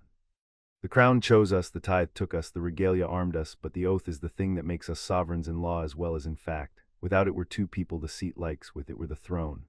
She looked up and Harry saw her reach the part that had made her stop. It binds us to the march, to protect it, to hold the veil, to answer its wounds, for as long as we sit the seat, and it binds us, the smallest hesitation, to each other. The oath is sworn between the 2 sovereigns as much as to the country. We swear to hold the crown together and never to take it alone. That's the vow that keeps the starless king down. It's not a wedding, Harry, it's older than weddings, but it's not nothing either. No, Harry agreed, it isn't. He looked at her across the small disk of black stone hung in the whole turning heaven of their country, the girl who had descended the cellar stair beside him without being asked, who had met the throne's weighing standing up, who had spoken the regent's word into a gray tide 20 feet from 60 frightened people, because he'd told her it was in her, and she had chosen to believe him. There was a great deal he could have said. The seat was waiting and the moot was a night away, and so he said the only part that mattered, and he said it plainly. I'm not afraid of swearing to hold it with you and never alone, he said. I've never wanted to do any of this alone. That's not the oath asking something hard of me, Hermione. That's the oath asking the one thing I was always going to do anyway. For a moment she didn't answer. Then her chin came up and her eyes were bright, and she held out her hand with the ring on it. Then say it with me, she said, the way we say everything that matters down here, together, at the same instant. They joined hands over the hand's breadth between them, and the primer's words rose off the page in lines of cold starfire, and they read the regent's oath aloud in the black tongue, 2 voices, 1 vow, the same breath, swearing to the march to hold it and to each other to hold it together, and the starfire poured down their joined hands and into the rings and the crown and the brand, and the whole turning heaven of the vault stooped down around them and bore witness. Harry felt the oath take. He felt it settle into the place behind his breastbone where the first night had written its word, and he felt it reach across the small bright distance and settle into Hermione too, and he felt far below in the deep stone the starless king feel the twin crown swear itself whole and unbreakable, and rage silently in the dark and sink. When it was done the vault released them, and they stood a moment in the starlight, sworn, armed, and bound, and Hermione let out a breath that shook only a little. Well, she said, we're married to a country and engaged to a magic system. My mother's going to have questions.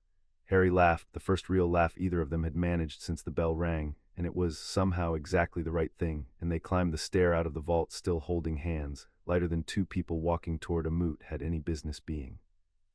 They renewed the veil that night because the primer said a sovereign should never face a moot with the country's wards weak, and because after the vault and the oath they finally could. It was the great working, the thing the star chart was for, and it took everything they had and the joined current between them besides. They stood on the moor under the march's heaven with the chart unfolded between them, and Hermione read the deep words of the black tongue from the primer, and Harry held the shape of the country in his mind, the borders, the river, the drowned fields, the failing edges where the surface laked in, and together they spoke the great word that no single sovereign could have lifted, and poured it through the chart and out into the whole march. And the veil answered. Harry felt it across the entire country, the failing wards drawing tight, the leaked ceiling, the edges firming. 400 years of slow drowning halted, not reversed, not healed, but halted, held, given a sovereign's hand again at last. He felt Merworth's reach go safe, and the next reach, and the next. He felt the drowned fields stop spreading. He felt distantly the lights of Castle Umbral on the far ridge flicker as the wards firmed even there, in the heart of his enemy's stronghold, because the wards were the seats, and the seat was theirs, and Corvinus, for all his banners, held the castle only on sufferance of a magic that had just remembered it had masters. When it was done, they were both on their knees in the wet grass, wrung dry, holding each other up, and the brand between Harry's shoulders and the crown on his brow and the ring on his hand all pulsed in the same slow rhythm as the country settled around them whole. "We did that," Hermione said against his shoulder, too spent to lift her head. "The two of us, we just held up a whole country with words." "We did that," Harry agreed. There was a beat then, kneeling in the dark with the renewed veil singing faintly all around them and Hermione's weight warm against his side, where something that had been growing between them for 6 years and 3 days came very close to being said. Harry felt it arrive. He felt her feel it. And then she lifted her head and looked at him, and the starlight was in her eyes, and she gave him the steady, certain look of his oldest friend, and what she said was, "Tomorrow we walk into a room full of people who want us dead, and we tell them this is ours." "Yes," Harry said, and felt the unsaid thing settle between them, not lost, only waiting, the way the best things wait. "We do. Good." She let him pull her to her feet. "Then let's go and be terrifying."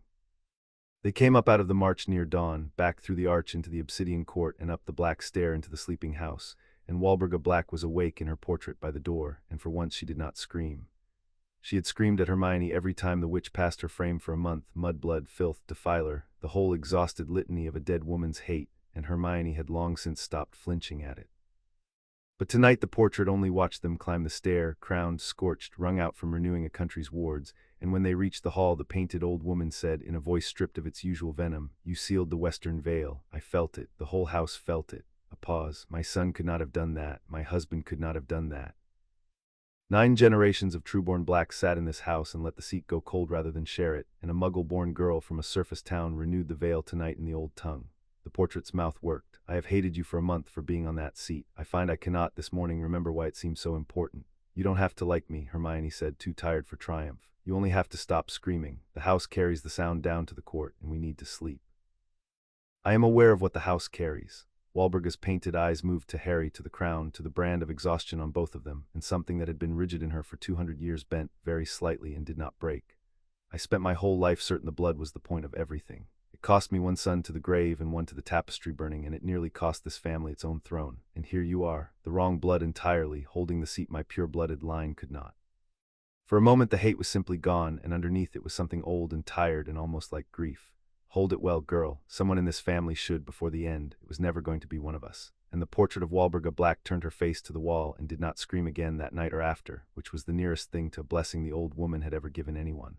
In the library, Phineas Nigellus was waiting, and he was all business. "Sentiment," he said as they dropped into the cracked armchairs. "From Walburga, I have not seen that in 2 centuries. You have clearly broken something in her, and I approve. Now attend, because the moot is tomorrow, and you have spent your strength on the veil when you should have spent it on the law, and I intend to fix that before you sleep." He leaned forward in his frame. "Corvinus will not fight you on whether the seat chose you. He cannot." Everyone felt the bell. "He will fight you on whether you can hold it, and he will do it with blood, with the genealogies, because blood is the one ground where your claim looks weakest and his looks strongest. You will be tempted to argue blood back. Do not. You cannot win that ground. He has 1,000 years of it, and you have a will and a probate." The painted eyes fixed on Hermione. "You win by changing the ground. Founding law, the law in your primer, the law that says the seat chooses for worth and not for blood, is the only ground where his 1,000 years count for nothing. Drag the whole contest onto it. Make him argue worth, where a clever muggle-born who renewed the veil last night stands a great deal taller than a pure-blood who has never sat the seat at all." "And if he forces it past argument?" Harry asked. "If the houses won't decide and he demands the seat itself judge." Phineas was quiet a moment. "Then he will take you all down into the court, to the throne, where the law says a contested seat may be settled by the proving, and that, children, is the only part of tomorrow that frightens me, because the court is where the thing in the stone lives, and a man who keeps a portrait of the starless king does not demand to be taken to the seat unless he means to use it." The portrait held their eyes. "If he calls the proving, do not let him reach the throne alone." Whatever he draws from his coat, whatever name he speaks, get to the seat first or get to it with him, but do not let Corvinus Black stand alone before that throne with the king's name on his lips. Promise me, it is the one piece of counsel I have that may keep you both alive tomorrow night." "We promise," Hermione said, and meant it, and kept the warning with the few she trusted. "Rest, then," Phineas said, gentler than a black had any right to sound. "Near the seat, not up here. We'll want it close tomorrow." So they went back down the black stair, too wrung out to climb to any bed, and lay down on the cold floor at the foot of their own throne in the warm dark of the court, an hour before the dawn, with the moot waiting and the law learned and a dead woman's portrait silent on the wall above them for the first time in 200 years. They were asleep for less than an hour. Corvinus struck the wards an hour before dawn, and he did it precisely because he knew they had just renewed them. He did it at Merworth. Harry felt at the instant it happened. The renewed veil was theirs now, written through both of them, and when a blade went into it, he felt the cut as if it had gone into his own skin. He came awake on the cold floor of the court where they'd collapsed to rest, and Hermione was already sitting up, her hand at her chest, her face white in the starlight. "The river," she said, "the Tenebris. Someone's Harry, someone's cutting the wards we just sealed. At Merworth, deliberately. They're forcing the breach back open." They were on the King's Road in moments, and the ferryman was waiting, grim, and across the black water Merworth's fires were lit again, all of them, and the grey tide was rising out of the drowned fields toward the rise where 60 people stood, but it was not the grey tide that turned Harry's blood to ice. Standing on the King's Road above the village, alone, unhurried, his white staff planted in the breach he had carved into the freshly healed wards, was the warden Aldous Crane, and he was not trying to take Merworth. He was holding the wound open and watching and waiting for them to come. "It's a message," Hermione said as they crossed, fast and low. "He's not here for the village. He's here to show us he can hurt the country we just healed any time he likes and make us come running, and he wants us to know it before the moot. It's Corvinus. The whole thing's Corvinus. He's telling us what kind of contest this is going to be. Then we send a message back," Harry said. They came off the boat onto the rise, and the people of Merworth fell back, and Aldous Crane turned from his torn breech with the cold patience of a man who had arranged exactly this, and inclined his head a fraction. "Sovereigns," he said, "you renewed the veil. Impressive. My lord said you would," he said the Muggle-born reeds quickly.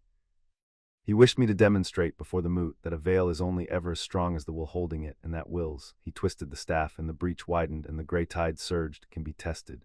He wished you to understand that every reach you heal he can open, that you cannot hold a whole country and answer every wound at once, that two of you, however clever, are only two." The flat eyes moved to Hermione. "He wished me, in particular, to say that to you.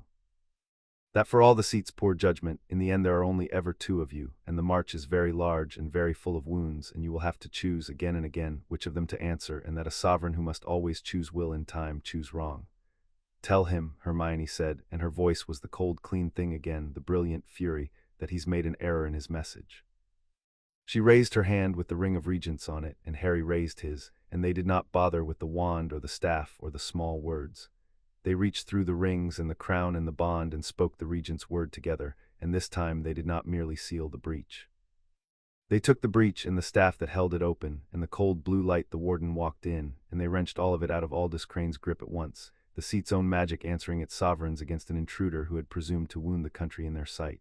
The white staff shattered. The breach slammed shut and sealed harder than before, scarred over with the seat's deep magic where no blade would open it again. And Aldous Crane was flung back off the King's Road into the wet grass, his cold light snuffed, kneeling for the first time in his life before a power that did not serve his master. "You wanted to show us we can only ever be two," Hermione said, standing over him, the renewed veil singing whole all around her and the people of Merworth rising behind her. "So I'll send your lord the only answer that matters. Two is enough. Two has always been enough. That's the entire thing he's never understood about this seat, and tomorrow, in front of every house in the march, we're going to teach it to him." She stepped back. "Get up, go home. Tell Corvinus Black his message was received, and that the sovereigns of the Sable March send their regards, and that we'll see him at the moot."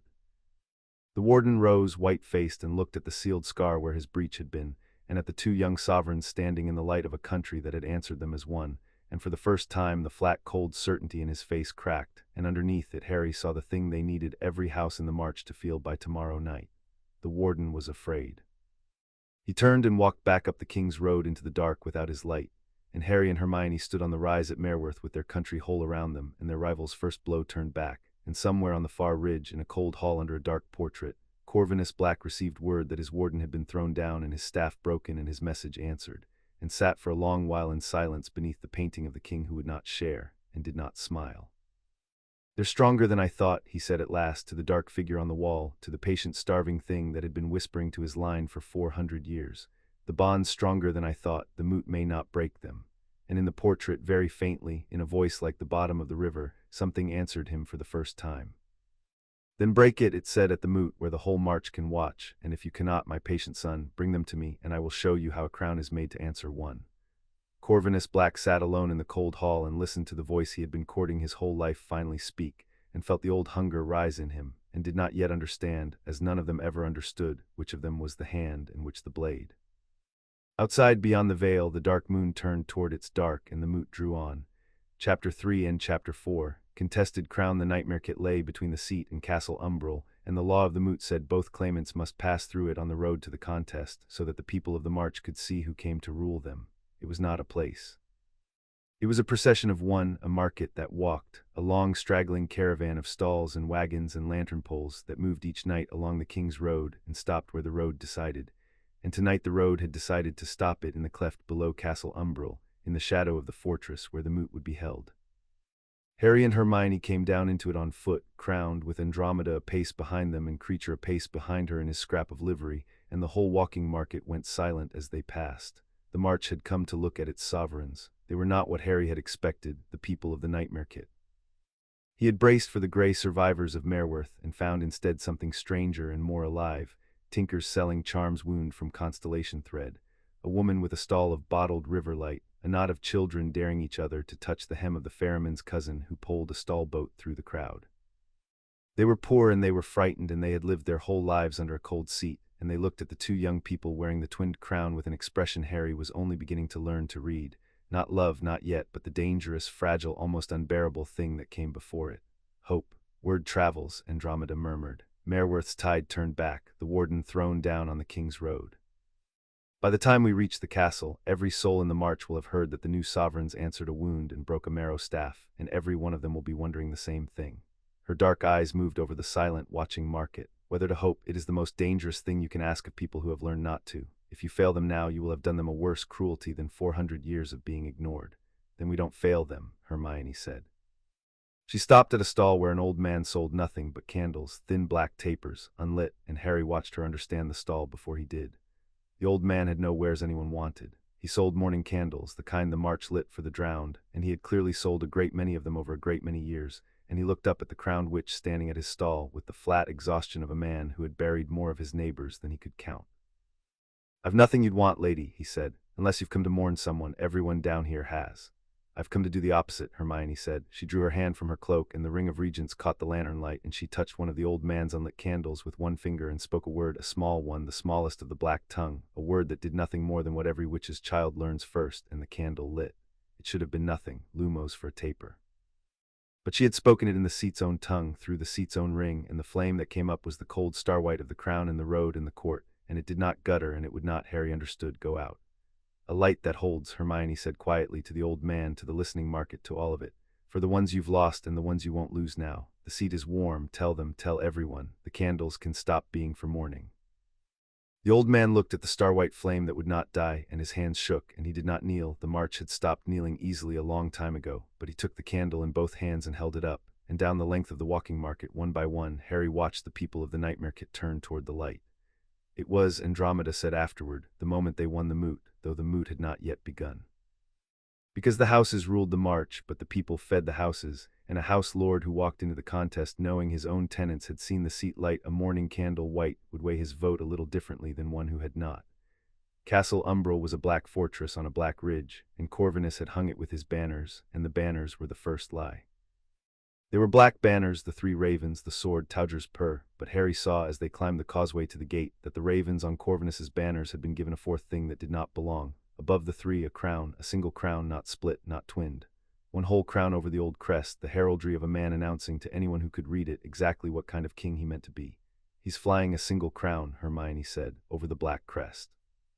In the seat's own colors." Her jaw tightened. "He's not even hiding it. He's telling the whole march his claim before we've said a word, that he'll rule the way the family ruled before it learned better. Alone, whole crown, one head. Then the first thing we do in there," Harry said, "is make sure everyone remembers why that's the thing that emptied the seat in the first place." The great hall of Castle Umbral had been arranged for a trial, and it had been arranged by Corvinus, which meant it had been arranged to make a point. The houses of the March sat in tiers along both long walls, 9 of them, the old aristocracy, pale and patient in their ancestral black, and at the far end on a dais 2 chairs had been set facing the hall. Not thrones. The sable throne could not be moved. It lived in the court under London, half a world away, and everyone in the room knew it.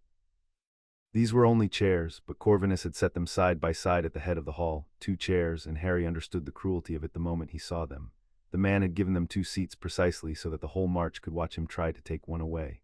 Corvinus Black rose from among the houses as they entered, and in person he was worse than the portraits, because the portraits were dead and he was not.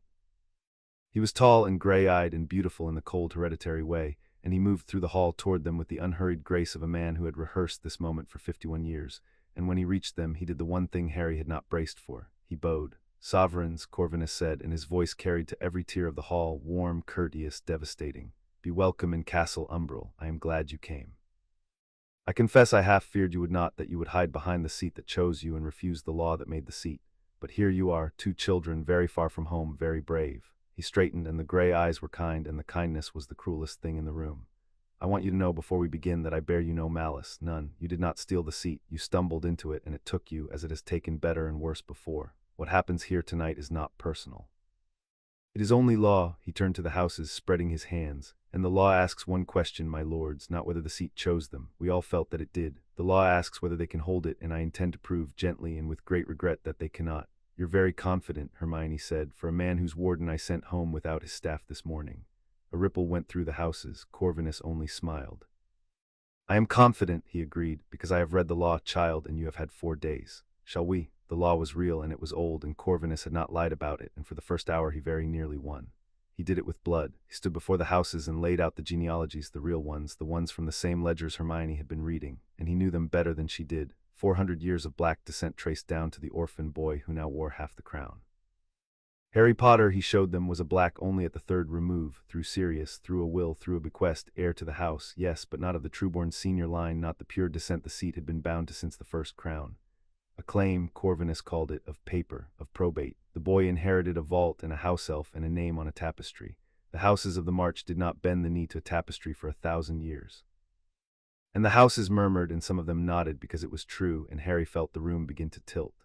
Then Corvinus turned to Hermione, and he was gentle, and that was the worst part. "And you," he said, almost sorrowful. "I have nothing against you, child, truly. You are clearly clever. The warden tells me you read the Black Tongue in 4 days, which is 4 days faster than I would have believed possible. But cleverness is not claim. You have no black blood. You have no March blood. You have no blood the seat has ever, in all its ages, crowned, for even the steward's daughters who married into the line, even the lowest sovereign this seat ever raised, carried the blood of the March in them somewhere. You do not. You are a witch of the surface, of Muggle parents, of a town the March has never heard of, and you sit half the oldest throne in Britain on no claim whatsoever, but that the seat, for reasons it has not explained, happened to like you." He spread his hands to the houses, regretful, reasonable. "My lords, I ask you not in cruelty but in sober truth. Can the sable March be held by a crown half worn by a girl with no right to it at all?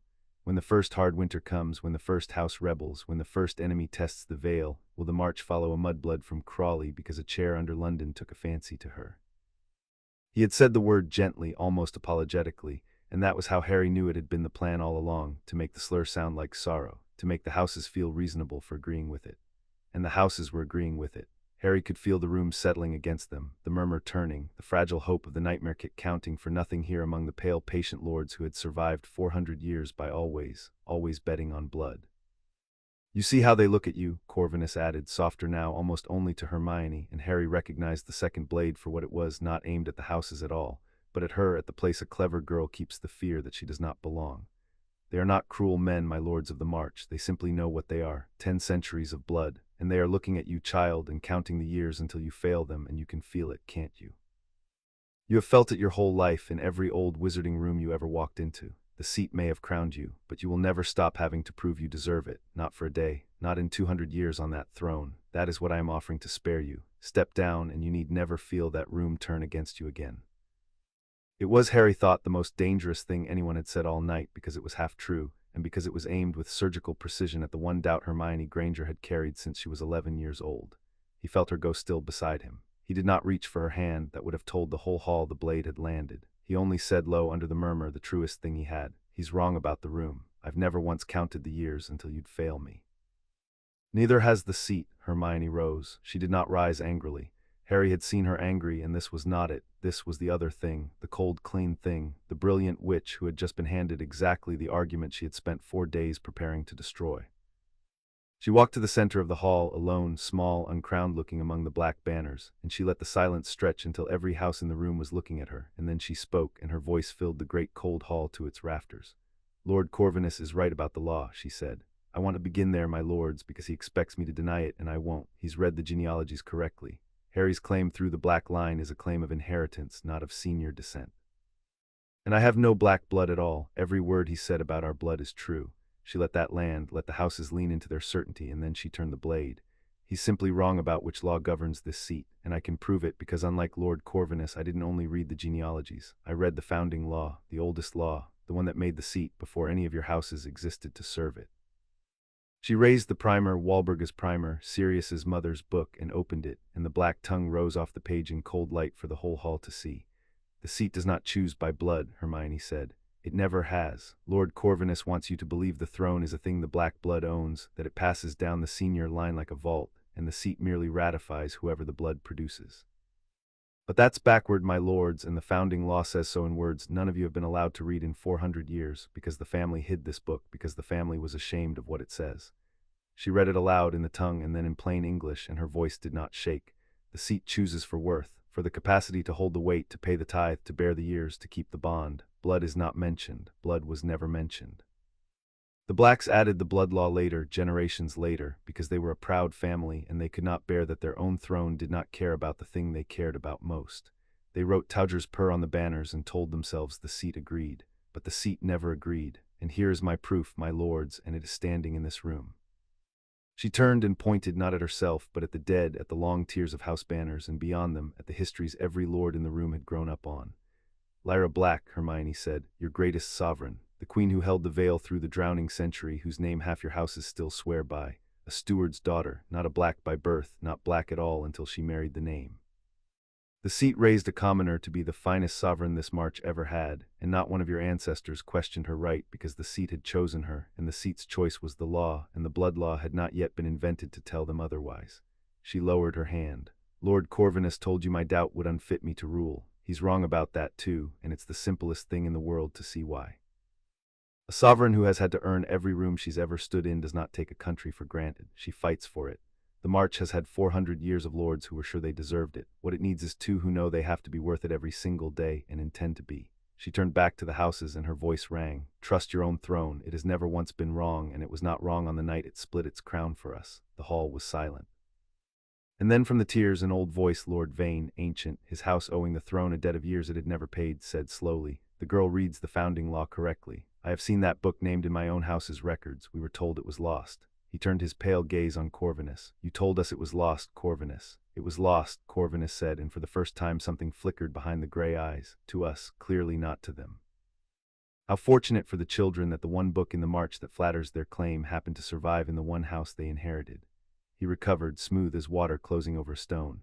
"But the founding law cuts both ways, my lords. The girl is right that the seat chooses for worth, so let us not argue about blood any longer. Let us argue about worth, and let us settle it the way the founding law itself prescribes, the way she has so helpfully reminded us all this seat was meant to be settled." He smiled, and Harry felt the trap close because Corvinus had wanted this all along, had let her win the blood argument precisely to get here. Not by the vote of the houses, by the proving. Let the seat itself judge between us. Let all three claimants stand before the throne, and let the throne answer the one it finds worthy. I submit to it gladly." He spread his hands. "Surely the sovereigns who trust their own throne so completely will not refuse." "There it is," Andromeda breathed at Harry's shoulder. "That's what he's wanted from the start. He doesn't want the house's vote. He wants all of you in the court at the seat where the thing under it can reach you." Lady Sabra Mordaunt had not spoken once the whole night, and she spoke now, from her place at Corvinus's right hand, and what she said was strange enough that Harry remembered it later. "My lord moves quickly to the proving," she said to the hall in her exact, expressionless voice, and her pale eyes were not on the sovereigns but on Corvinus, measuring, the way one measures a wager that has begun to go wrong. "He has wanted the seat his whole life. I have served that wanting 40 years. I would only ask, before we all descend into that court, that the houses remember it was the children who turned back the tide at Merworth, and the children who renewed the veil that warms even this castle tonight." She inclined her head unreadable. Whatever the proving shows, I am a Mordaunt. My house has served the seat for 40 generations and the absence of it for 400 years. We have always, in the end, served whatever the seat itself decides. I would have my lord remember that I said so. Tonight before, noted Sabra, Corvinus said with the faintest edge, and Harry marked the moment and held on to it, not loyalty wavering exactly, but a woman laying down in front of witnesses the precise terms on which she might one day stop following calculation. He would have cause to remember it. They were given an hour before the proving by the law of the moot, and they spent it in a cold antechamber off the great hall, and Andromeda spent it trying to talk them out of going down at all. You don't have to accept it, she said, low and urgent, pacing the small stone room. The proving is law, yes, but you're the seated sovereigns. You could refuse, forfeit the contest, and simply hold the seat by force. The houses are already half yours after the hall. You'd lose the legitimacy of the law, but you'd keep your lives, and you would not be walking down into the one room in the world where that thing can reach you. She stopped before them. He cut a piece out of the portrait. I saw it in his coat when he bowed. He's carrying the starless king into the court in his pocket. Whatever he means to do at that throne, it is not lose gracefully. We know, Hermione said. She was very calm, which Harry knew to be the calm of a mind running at full speed.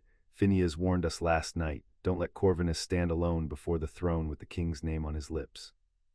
That's exactly what he's planning. He's not trying to outrule us at the proving. He's trying to use the proving as an excuse to get the whole moot down into the court at the seat, so he can wake the thing in the stone in front of witnesses and call it a coronation. She looked up, which means refusing the proving doesn't help. If we forfeit, he still goes down to the court. He's a claimant. The law lets him approach the seat, and he wakes the king with no one there to stop him. The only way to keep him from reaching that throne alone is to be in the room when he does it. Her jaw set. We don't avoid the trap by staying away. We've never once been able to. We go down with him and we watch his hands, and the instant he reaches for that throne, we reach for it too. You're certain, Andromeda said, both of you down into that court with him, knowing what he's carrying. We promised Phineas, Harry said, and he's right. An empty approach to that throne is more dangerous than the two of us standing right beside it. If the king's coming up out of the stone tonight, I'd rather be close enough to put my hand on the seat when it does. He found Hermione's hand. Same as always, we don't dodge it, we meet it, together in the same place where it can't make either of us face it alone. Andromeda looked at the two of them crowned, exhausted from the western veil, walking with open eyes into a room built to break them, and something in her grief gave way to the fierce family pride she had spent 40 years being told she had no right to. Then I'm coming as far as the foot of the stair, she said.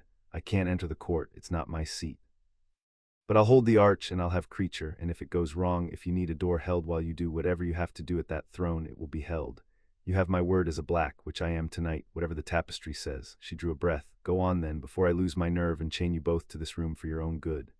A horn sounded in the hall, the house is summoned, the proving called, the contest moving at last toward the seat. Harry and Hermione rose together, and Harry felt the brand between his shoulders pulse once, cold and steady, the throne far below registering that its sovereigns were coming down toward something that meant them harm. 1 hour ago I won an argument about the founding law, Hermione said quietly as the doors of the hall swung open onto the descent.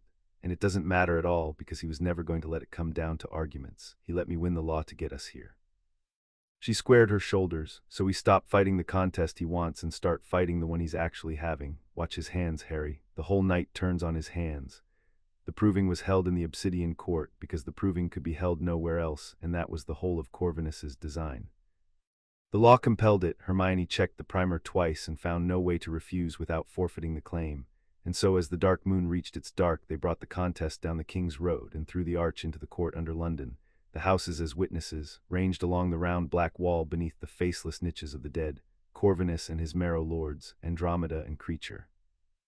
And at the center, on its dais of 7 steps, the twin throne, with the 2 halves of the crown turning slow above the empty seats. The proving is simple, Corvinus said, and his voice in the court had changed, lower, hungrier, stripped of the courtly warmth he had worn in the hall above. Each claimant approaches the seat. The seat answers the worthy and rejects the false. I will go first, my lords, to show I do not fear it. He climbed the 7 steps alone, and Harry tensed, but Corvinus did not sit. He stopped before the throne, and from within his black coat he drew something Harry had not seen him carry. A shard of old dark canvas torn from a frame, and on it faintly the suggestion of a crowned figure on a single seat. The portrait. He had cut a piece from the portrait of the starless king and carried it into the court. Stop him, Hermione started, but Corvinus had already pressed the shard of canvas against the starless basalt of the throne, and spoken, not the regent's word, but a name in the black tongue so old it hurt to hear, the name of the first and worst of the blacks, the sovereign who would not share, and the court went cold.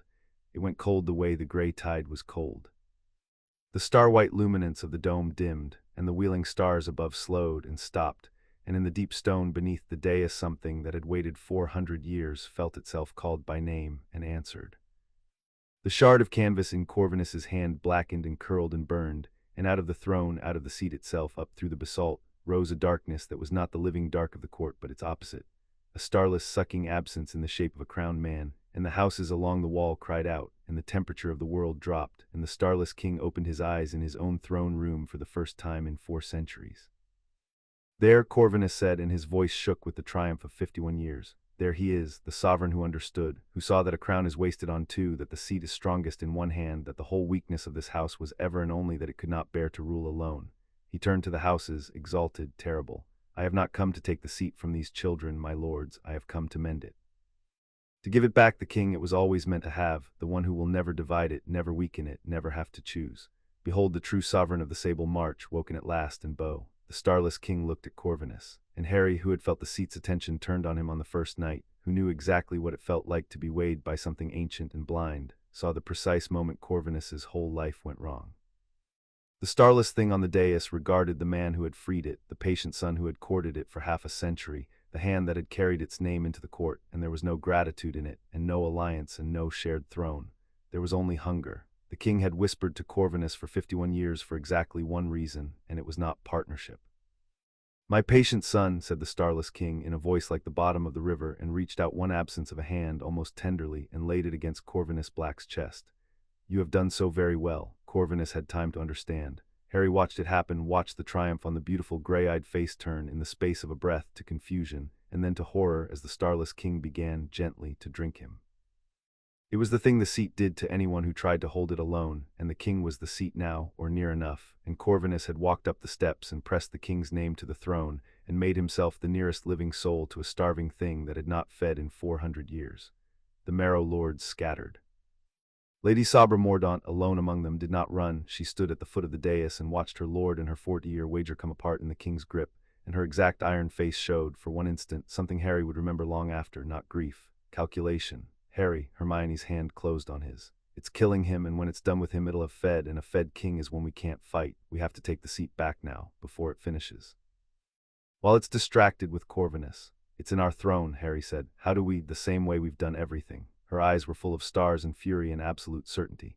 We sit it, both of us, together. It's a twinned crown, Harry. The king can only hold it if there's no living pair to challenge him, and we are a living pair, and we are sworn, and the oath in us is the one weight he can't lift. We go up the steps, and we sit our own seat, and we make the throne remember whose it is. Now. Run! They ran up the 7 steps together into the cold, past the king draining the last triumph out of Corvinus Black, and they reached the twinned throne with its 2 halves of crown turning above it, and they did the only thing 400 years of fear had never let anyone do. They sat down beside the starless king, on his own throne, 2 living sworn sovereigns, and took his crown back. The court detonated with light.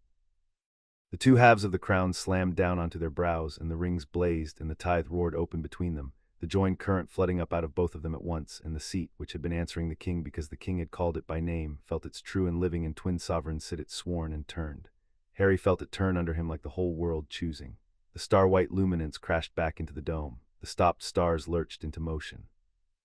And the starless king, his hand still buried in the husk of the man who had freed him, felt the throne he had nearly reclaimed wrench back toward the living pair who had just sat themselves down in his lap and refused, with one shared sworn breath, to let him have it.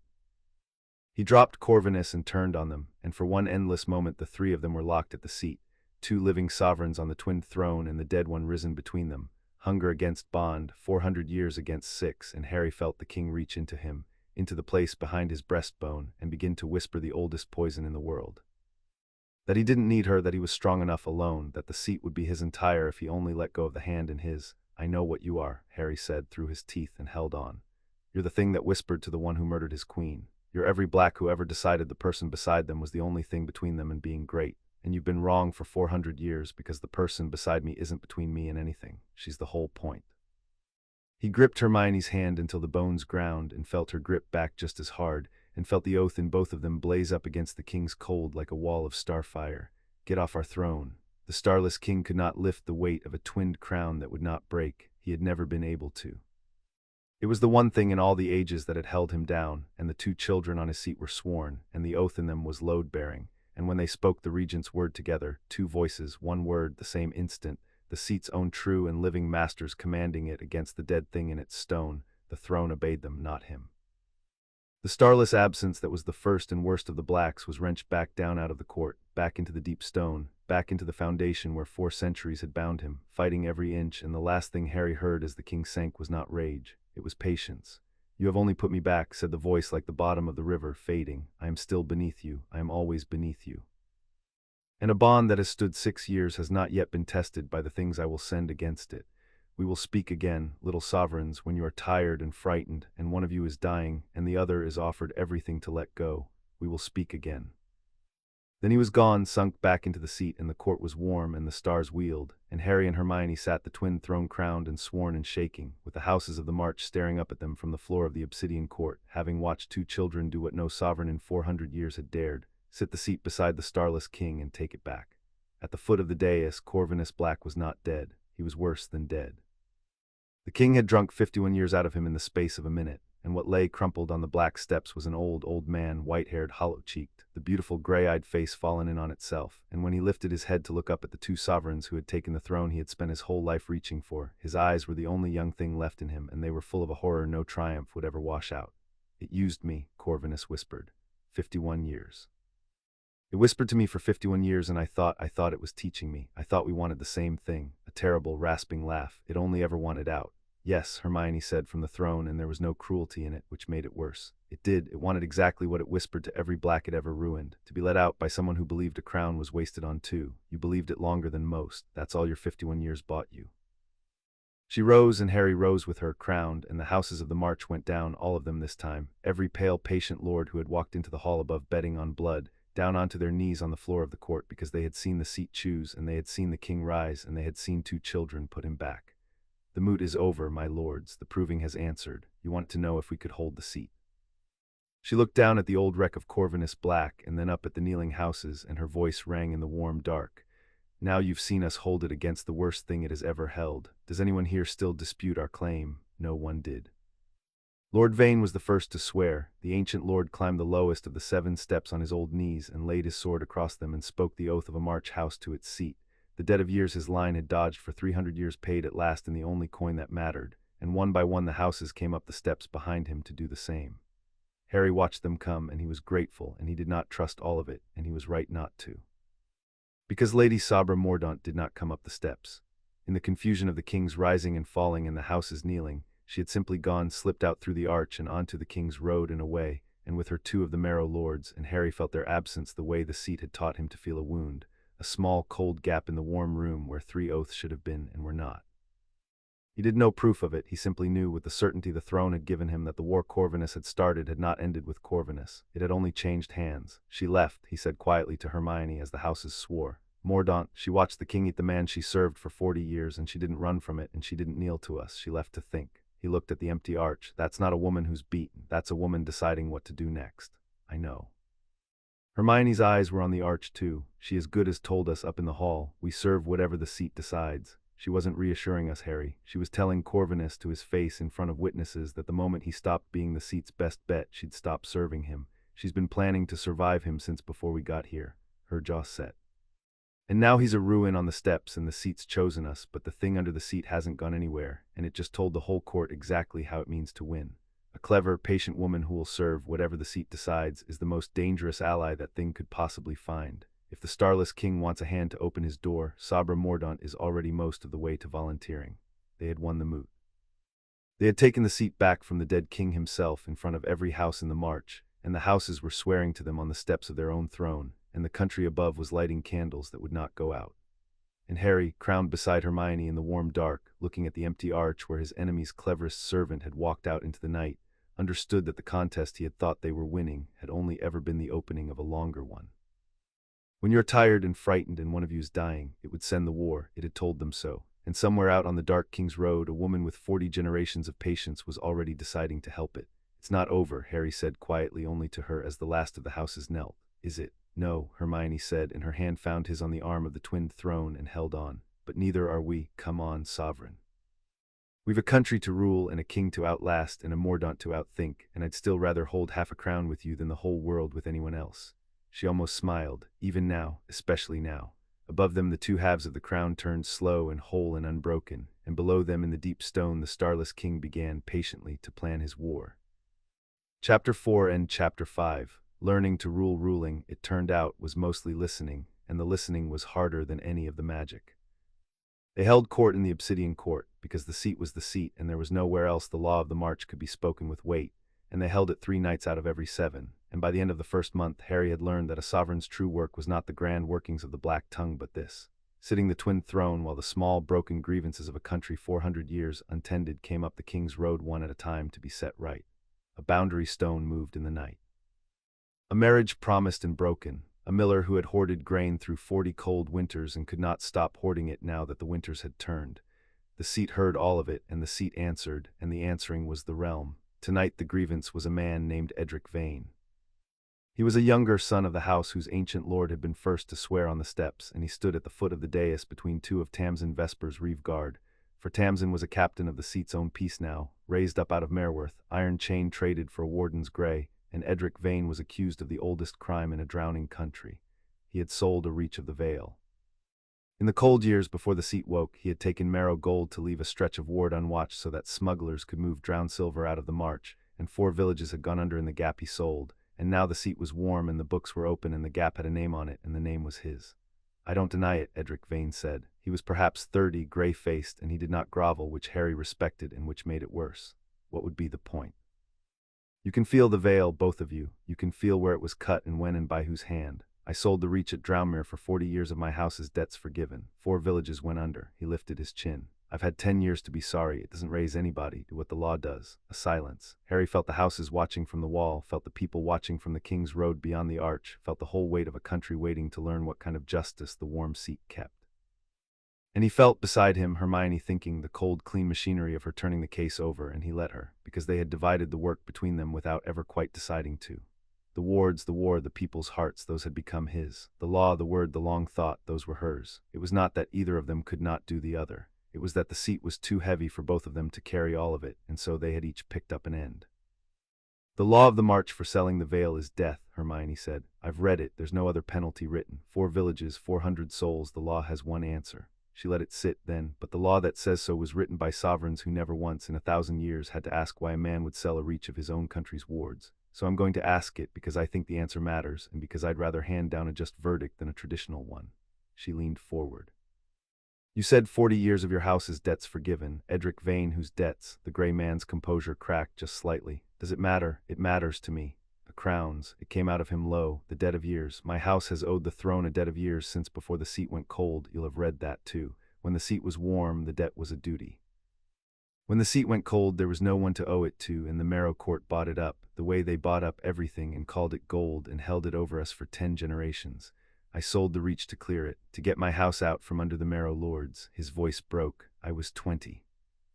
My father was dying owing a debt to an empty chair, and the Marrow Court offered to forgive it for 1 reach of unwatched ward, and I told myself the wards had been failing for 400 years anyway, and one more gap wouldn't. He stopped. It did, I know it did. Drownmere is under the river. Do what the law does. Harry looked at Hermione, and the old question was between them in a new shape, not together. But what kind of rulers are we going to be? And he found he already knew the answer, and he found she did too. The law does death, Hermione said. I'm not going to, and I'll tell the houses why so no one mistakes it for weakness. She rose, crowned, and her voice carried to the wall and beyond the arch. Edric Vane sold the Vale. That's true, and 4 villages drowned for it, and that's true, and nothing I do tonight raises them. But he sold it to clear a debt the Marrow Court manufactured out of the seat's own absence, a debt this throne let happen by going cold, by being empty for 400 years while my predecessors hid from their own crown. The seat is not innocent in the drowning of Drownmere. The seat was not there. She let the houses sit with that, the radical strangeness of a sovereign indicting the throne itself. So I won't take his life for a gap the empty seat helped sell. I'll take his freedom and his name and his comfort instead. Edric Vane is stripped of his house and given to the wardens of the peace, to Captain Vesper, to spend the rest of his years on the Vale he sold, watching it, mending it, every reach, every turning, for as long as he lives. He wanted the wards to be someone else's problem. They're going to be the only problem he has left. She sat. That's the verdict of the seat. Take him to the river. He starts at Drownmere. Edric Vane stared up at her, and whatever he had braced for, it had not been a sentence that asked him to spend his life doing the one thing that might, reach by reach, mean something.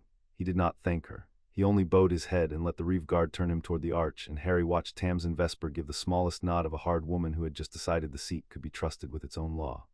"You're getting better at that than I am," Harry said quietly when the court had emptied. "I'm getting better at the law, you're getting better at the thing the law can't do." Hermione's hand found his on the arm of the throne. "Did you see their faces, the houses? They came in expecting a child playing at a crown, and they watched me sentence a man by indicting the throne itself, and now every lord on that wall is wondering what else will be willing to say out loud that 400 years of sovereigns never dared." Her eyes were bright. "That's the realm, Harry, not the workings, not the war. The realm is the moment a country starts believing its rulers will tell it the truth. Corvinus Black was the one prisoner they kept themselves, because he was the one prisoner who knew the enemy. They had not killed him. There had been an argument about it. Phineas was for it coldly, on the grounds that a beaten claimant left alive is a claim left open, and Andromeda was against it quietly, because he was the last of a kind of black she had spent her life fleeing, and she could not bear to see even him put down like a dog. In the end, it was neither argument that decided it. It was that Corvinus, ruined, white-haired, drained of 51 years in a single minute, had looked up at the two sovereigns on the night of the moot and said, in his cracked old voice, the one thing that made him worth keeping: "I know how it fights. Let me tell you how it fights, and then do what you like with me." So they kept him in a warded room high in Castle Umbral, which was theirs now, garrisoned by Vane's swords and Tamsin's reeves, and they came to him when they needed to understand the thing in the stone, and he told them, because hatred is a kind of loyalty turned inside out, and Corvinus Black hated the Starless King with the whole of what was left of him. "It does not fight as a man fights," Corvinus said. He sat by a cold window, a blanket over his old knees, and the gray eyes that were the only young thing left in him watched the dark country below. "It has no army, it has no body. It has only the one weapon it has ever had, and it has had 400 years to perfect it." He turned the ruined face toward them. "It fights by finding the one who is closest to the seat and most ambitious and least loved, and it whispers. That was me. For 51 years I thought the whispering was my own ambition. It is patient beyond anything you can imagine, children. It does not need to win battles. It needs only to wait until someone near the throne is desperate enough to listen, and then it offers them exactly what they have always secretly wanted, and it lets them open the door." "Sabra Mordaunt," Hermione said. "Sabra Mordaunt." Corvinus's mouth twisted. "She served me 40 years and never once believed in me. She believed in the survival of her house, which is a colder and more durable thing than belief in a man. She watched the king drink me on the steps, and she did not see a warning. She saw a vacancy." He coughed. "She will not make my mistake. I wanted the seat. That made me a fool, because the king could promise me the seat, and I would believe it. Sabra wants nothing the king can take away by betraying her. She wants only that House Mordaunt outlast whatever comes. So she will not ask the king for a throne. She will ask it for the one thing it can actually deliver, which is your destruction, and she will give it the one thing it actually needs, which is a hand to open the door, and she will do it at the exact moment your bond is weakest, because she is the most patient enemy you will ever have, and patience is the only thing the king has ever rewarded." He looked between them, and something almost like pity crossed the wreck of his face. "It told you how it means to win. On the steps, I heard it. When you're tired and frightened and one of you is dying, believe it. It does not bluff. It has never once needed to." "How do we beat it?" Harry said. "You don't." Corvinus laughed, rasping. "You can't beat it, boy. You can only outlast it. It is bound in the stone, and it cannot rise unless a living hand opens the door, and the only thing that has ever kept living hands off the door is exactly what you have, and I never did." He looked at the two of them, side by side, crowned, each other, the bond, the thing I spent 51 years being too proud to want. For a moment the bitterness drained out of him and left something underneath it that was almost grief. "It will spend this whole war trying to make one of you let go of the other. That is the entire war, children. Everything else, Sabra, the houses, the swords, is only ever in service of that one moment. Guard the bond, guard it past all reason. It is the only wall there is." In a drowned manor on the far western reach, where the vale ran thin and the river had taken 3 floors of the house a century ago, Sabra Mordaunt knelt before a cold hearth and spoke to the dark, and the dark answered her. She had brought the rest of the portrait with her from Castle Umbral, the whole of it, the canvas so old that almost nothing showed but the suggestion of a crowned figure on a single seat, and she had hung it over the drowned manor's dead fireplace, and she came to it each night the way her ancestors had come to it for 400 years, and unlike all of them, she did not pray to it. She negotiated. "They've raised a host," she said. Her voice was exact, unhurried, the voice of a woman reading a ledger. "The herds, the hounds, 4 houses sworn hard, the rest leaning. The girl has begun handing down judgments that make the people love them, which is inconvenient, because love is harder to buy off than fear.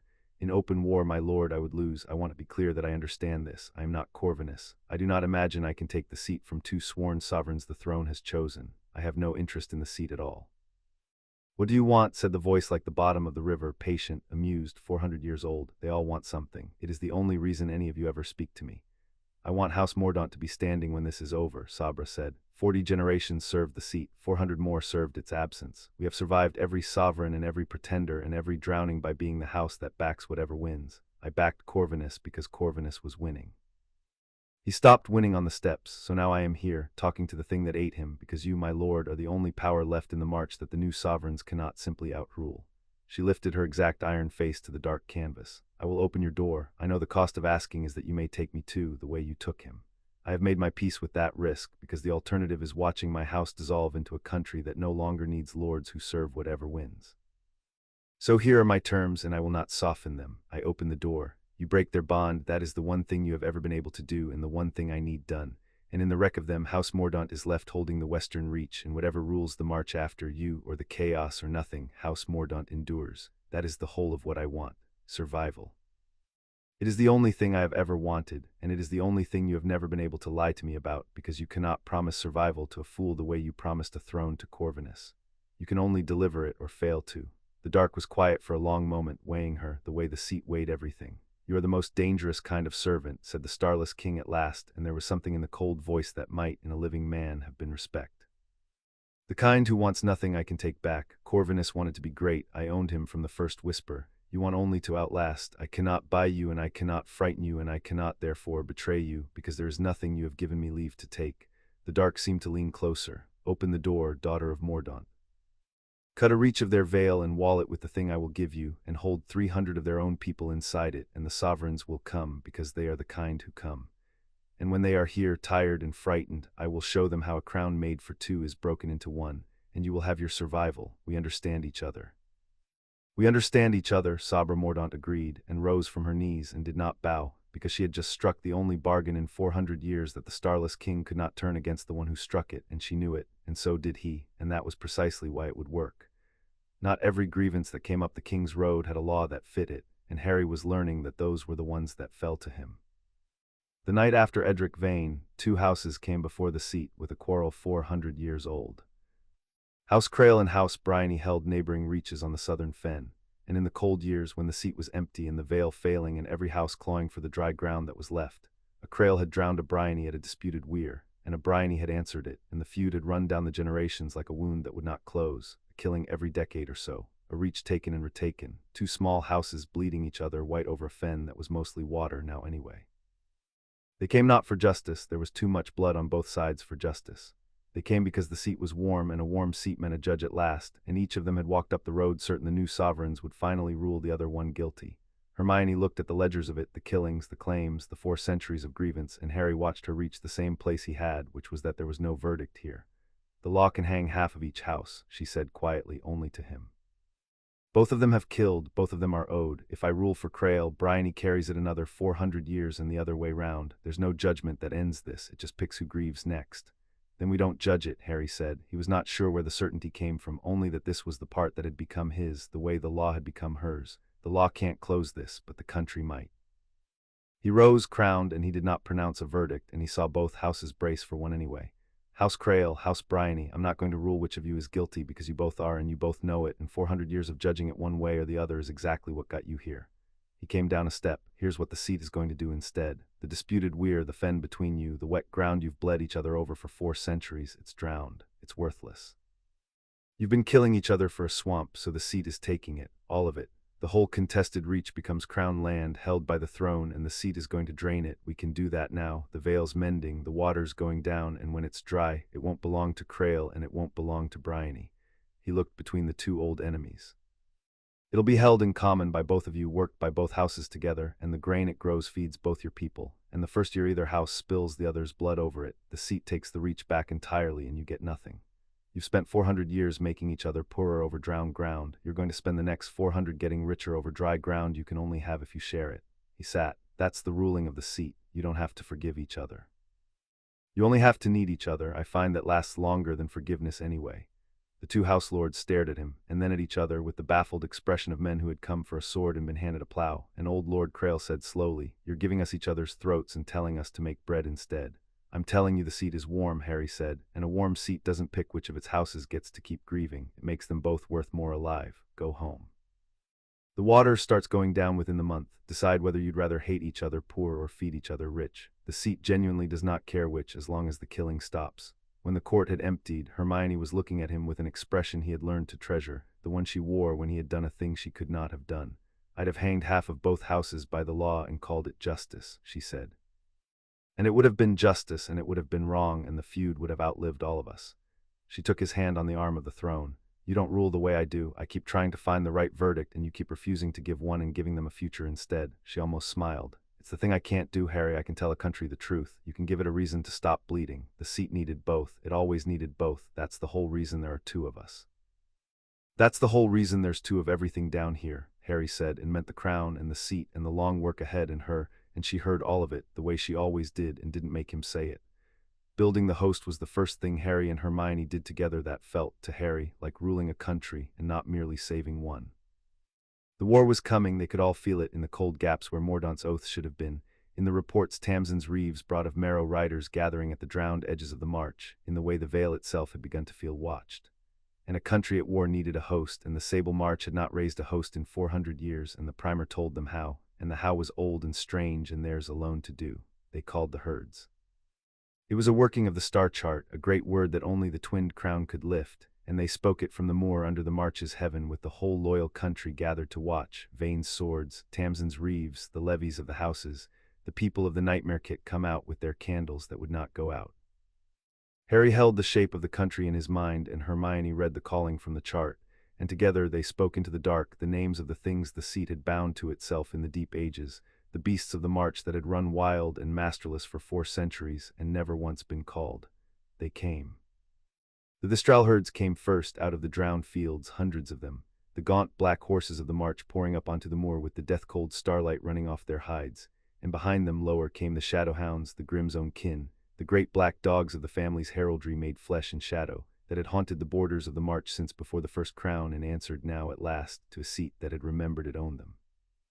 The host of the Sable March assembled on the moor under the unfamiliar stars, the living and the bound, the swords and the herds and the hounds, and at the head of it stood 2 17-year-olds in half a crown each, and the whole of it had come because they had called it together in a language 400 years dead. We have an army, Harry said. He could hardly believe the words. Hermione, we have an actual army. Of death horses and shadow dogs and 4 villages worth of farmers, but we have a country, Hermione corrected, and her voice was full of the same disbelief and the same fierce wonder. An army is a thing you raise to take something. This, she looked out over the assembled host, the herds and the hounds and the candles. This is a country that's decided it's worth defending. They didn't come because we commanded them, Harry. The hounds came because we commanded them. The people came because they want there to be a march worth keeping. That's different. That's the thing Corvinus never had and Mordaunt will never understand. You can command a herd, you have to be worth a country.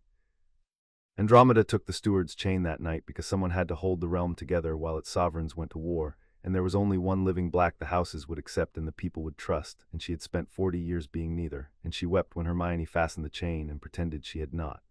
I was disowned from this family at 19, she said, her voice not quite steady, the steward's chain heavy on her gray traveling cloak, burned off the tapestry. Told I was no longer a black, no longer anything, for the crime of loving a Muggle-born man. She looked at Hermione, crowned, Muggle-born, holding the oldest throne in Britain, and the family's own seat woke up and chose a Muggle-born to rule it, and then asked the disowned daughter to keep its country while the sovereigns ride to save it, if Ted could see this.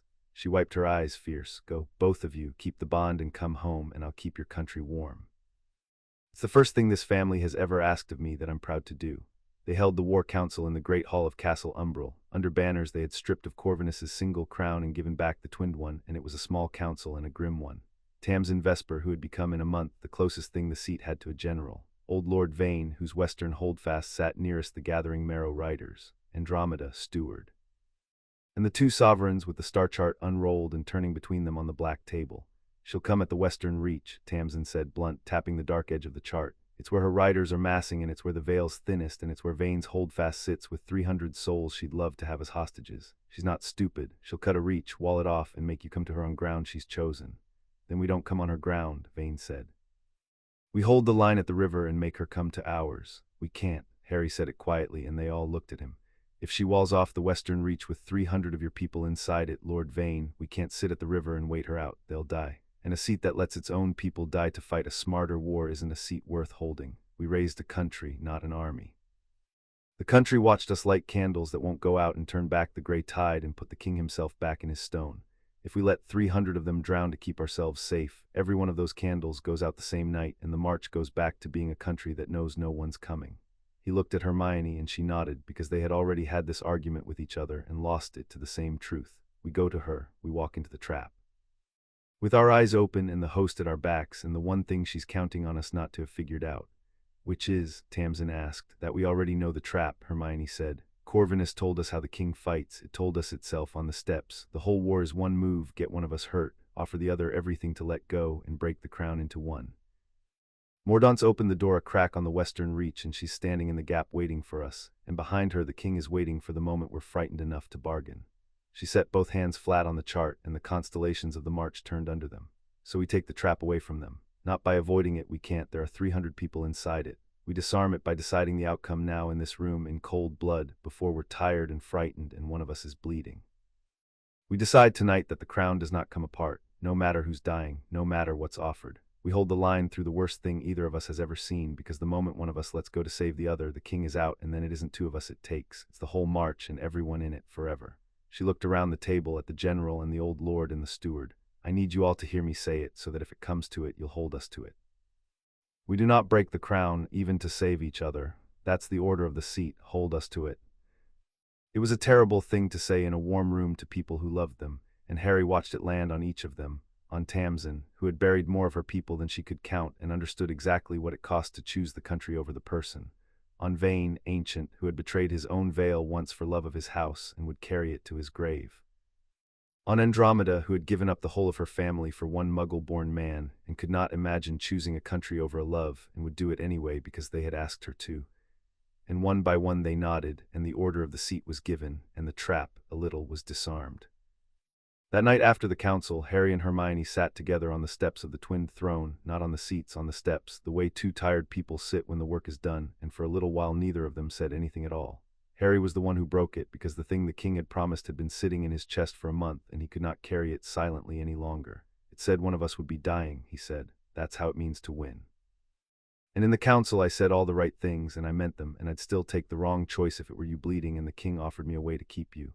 I know that about myself now. I'd let go of the crown to save you. That's the exact door it's waiting for me to open. He looked at the cold star points of the crown above them. I don't know how to make myself into someone who'd watch you die and hold the line anyway. I've spent 6 years being the opposite of that person. I know, Hermione said quietly, because I'd do the same. I'd burn the whole march down to keep you breathing, and I'd hate myself for it forever, and I'd do it anyway. That's the trap. It's not asking us to stop loving each other. It's counting on us loving each other too much to hold. She was quiet a moment. So we don't try to become people who'd let each other die. We can't, and we shouldn't, and the king would smell the lie. We do the other thing.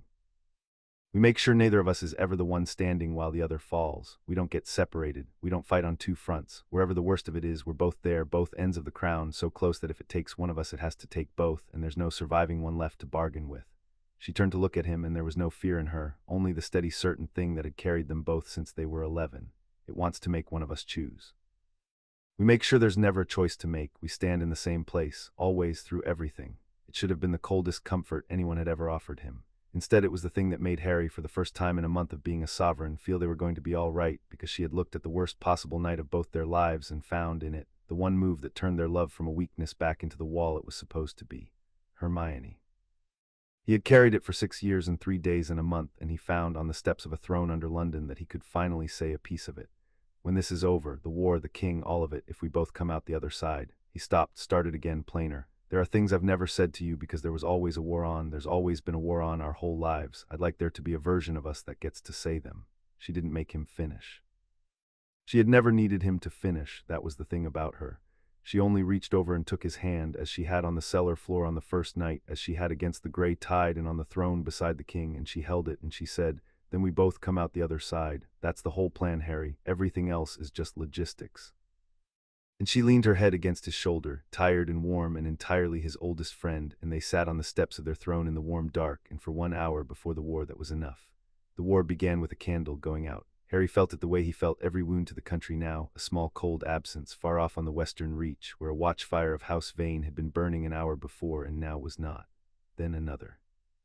Then the whole western vale lit up in his nerves like a struck bruise, and he was on his feet before the alarm horn sounded, and Hermione was already reaching for the star chart.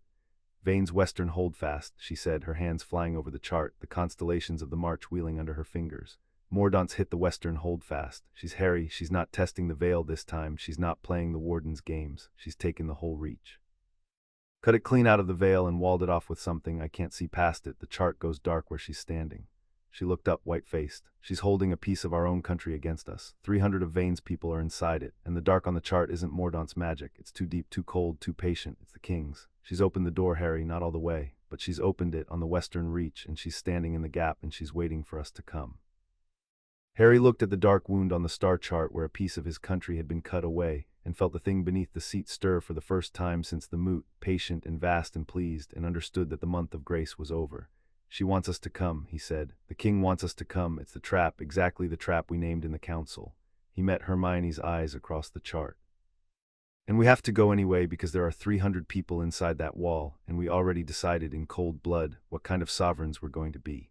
I know. Hermione's jaw set and the cold, clean fury came up in her, and under it, just visible, the fear they had both agreed to carry into this with open eyes. So we go together.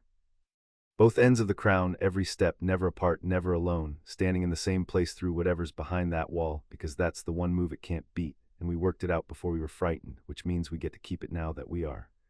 She took his hand, and the brand between his shoulders and the crown on both their brows pulsed once in time, the twinned crown choosing itself again on the edge of the worst night of their lives.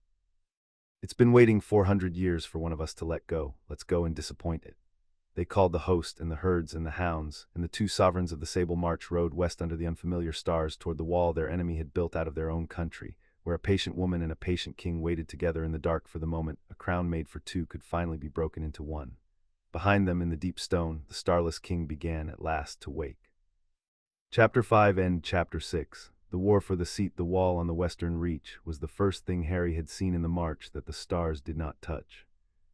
They came over the last rise an hour before the dark moon's dark, the hosts strung out behind them across the moor, the Vistral herds running silent and gaunt on the flanks, the Shadowhounds loping low and black ahead, Tamsin's Reeves and Vane's swords marching grim in the center under the twinned banner, and they crested the rise, and there it was, where the western holdfast and 300 souls and a whole reach of their country should have been, a wall. It rose out of the drowned fields to the height of the dome itself, sheer, curved, enclosing the entire reach in a vast dark bowl, and it was not stone and not water and not any dark Harry had a name for. It was the starless dark, the same sucking absence that had risen out of the throne at the moot, the same opposite of light the king wore for a body, drawn up out of the open door and stretched across miles of the western reach into a wall that the march's own heaven would not shine on. The stars wheeled overhead as they always did, and where their light fell on the wall it simply stopped, swallowed, and the effect was of a hole cut in the world, a bite taken out of the country, and somewhere inside it 300 people of House Vane were trapped in a dark that had eaten their sky. A reeve came galloping back from the scout line, her the straw lathered with cold light, and reined in before the sovereigns with the news none of them needed. It sealed all the way round, sovereigns. No gate, no seam, no gap. We rode the whole circuit, and the drowned are thick inside it. You can hear them against the wall like surf. She swallowed. Captain Vesper says to tell you the holdfast's still standing in the center. There's firelight in it, which means 300 of Vane's people are still alive in there in the dark, and the only thing keeping them alive is that the thing in the wall wants them that way, as bait. She walled off the stars, Hermione said. Her voice was very quiet. Harry, that's not a fortification. The stars are the seats. The march's heaven is part of the veil. She's cut a piece of our country out of its own sky and given it to the king, and everything inside that wall is in his dark now, not ours. 300 people in the dark with the drowned. Her hands tightened on the reins. We have to get them out before the king finishes whatever it's doing to them in there. That's the trap, and we're walking into it anyway, and I just want to say out loud once that I know exactly how stupid this is. Noted, Harry said. Same plan, both ends of the crown. We do not get separated, we do not fight on two fronts. Wherever the worst of it is, we are both there, standing in the same place. It can't make one of us choose if there's never one of us alone. She looked at him, and the fear was in her, and under it the steady thing. Whatever's behind that wall, we go through it together or not at all. They arrayed the host at the foot of the wall while the stars wheeled overhead, and Harry rode the line once before they went in, because he had learned that a country is held together by being seen. Tamsin Vesper had set the order of it with the grim economy of a woman who had spent her life holding lines against rising water. the straw herds on the wings, to wheel and trample and carry the wounded out. The shadow hounds at the front, because the hounds did not fear the dark and the drowned did not frighten them. Vane's swords in the house levies in the center, shields locked, and salted through the whole line the nightmare kit folk with their star-white candles, because a candle that would not go out was worth more in that dark than a sword. It was not a large host. Against a country of the drowned it was almost nothing. But it had come, all of it, and Harry rode the length of it once and saw the candles burning down the line like a seam of held stars, and felt the thing the seat had been teaching him for a month. He stopped before the center where Vane's 300 stood. No, the other 300 were inside the wall. These were the levies, the farmers and reeves and tinkers who had taken up old blades to follow two children into a dark that had eaten the sky, and he did not give them a speech because he had nothing in him that sounded like a speech, and they had not come for one. Most of you have never fought anything, he said plainly, and the line went quiet to hear him. You're farmers, candle sellers. People who have spent your whole lives being told no one was coming. And now you're standing at the foot of the worst thing this country has ever made, about to walk into it, for 300 people most of you have never met. He looked down the line. I'm not going to tell you it's safe, because it isn't, and you'd know I was lying. I'm going to tell you the truth instead, because that's the only thing the seat has to offer that the cold years didn't. The truth is that inside that wall there are 300 people of the march in the dark, and they think no one is coming, the way all of you used to think no one was coming. And we're going to walk in there and be the thing that came. That's all, that's the whole of it. We're going to be for them the thing that none of us ever had. He drew his blade. Stay in the light, keep your candles burning. And when the dark tells you that you're alone in it, and it will, it's the only thing it knows how to say. Look left and right and see that you're not. That's the whole war. That's the only war there's ever been down here. He turned his straw toward the wall. Light the candles, we're going in. And the candles came up all down the line, star-white and steady, hundreds of them. A country's worth of small held lights against a wall that ate the sky, and Hermione rode up beside him with her own crown blazing and the star chart folded in her hand, and she looked at the host he had just made stand a little taller, and the candles, and the dark, and she said only to him, You realize that's the difference, don't you? Mordaunt's riders are inside that wall somewhere too, the ones who didn't ride off with her, and not one of them is carrying a light, because no one ever told them they weren't alone. Her hand found his between the two horses. We've already won the only part that matters. Everything past the wall is just holding the line long enough for it to be true. Then the host of the Sable March moved up toward the wall that had eaten the sky, the hounds loping ahead and the herds wheeling on the wings and the candles burning down the center, two crowned children at its head riding knee to knee toward whatever their enemy had left waiting for them at the foot of it. At the foot of the wall, where a road of pale king's stone ran up to the dark and simply ended, Sabra Mordaunt waited for them. She sat a gray horse, alone, small and exact in her ancestral black, and behind her the Marrow riders were drawn up in a thin cold line, and she watched the host of the Sable March pour down the rise toward her with no expression at all. She did not look like a woman about to fight a battle. She looked like a woman keeping an appointment. Harry and Hermione rode out ahead of the host and reined in before her, crowned, and for a moment the three of them faced each other on the road, the two young sovereigns and the patient woman who had served 400 years of black absence and meant to outlast its return.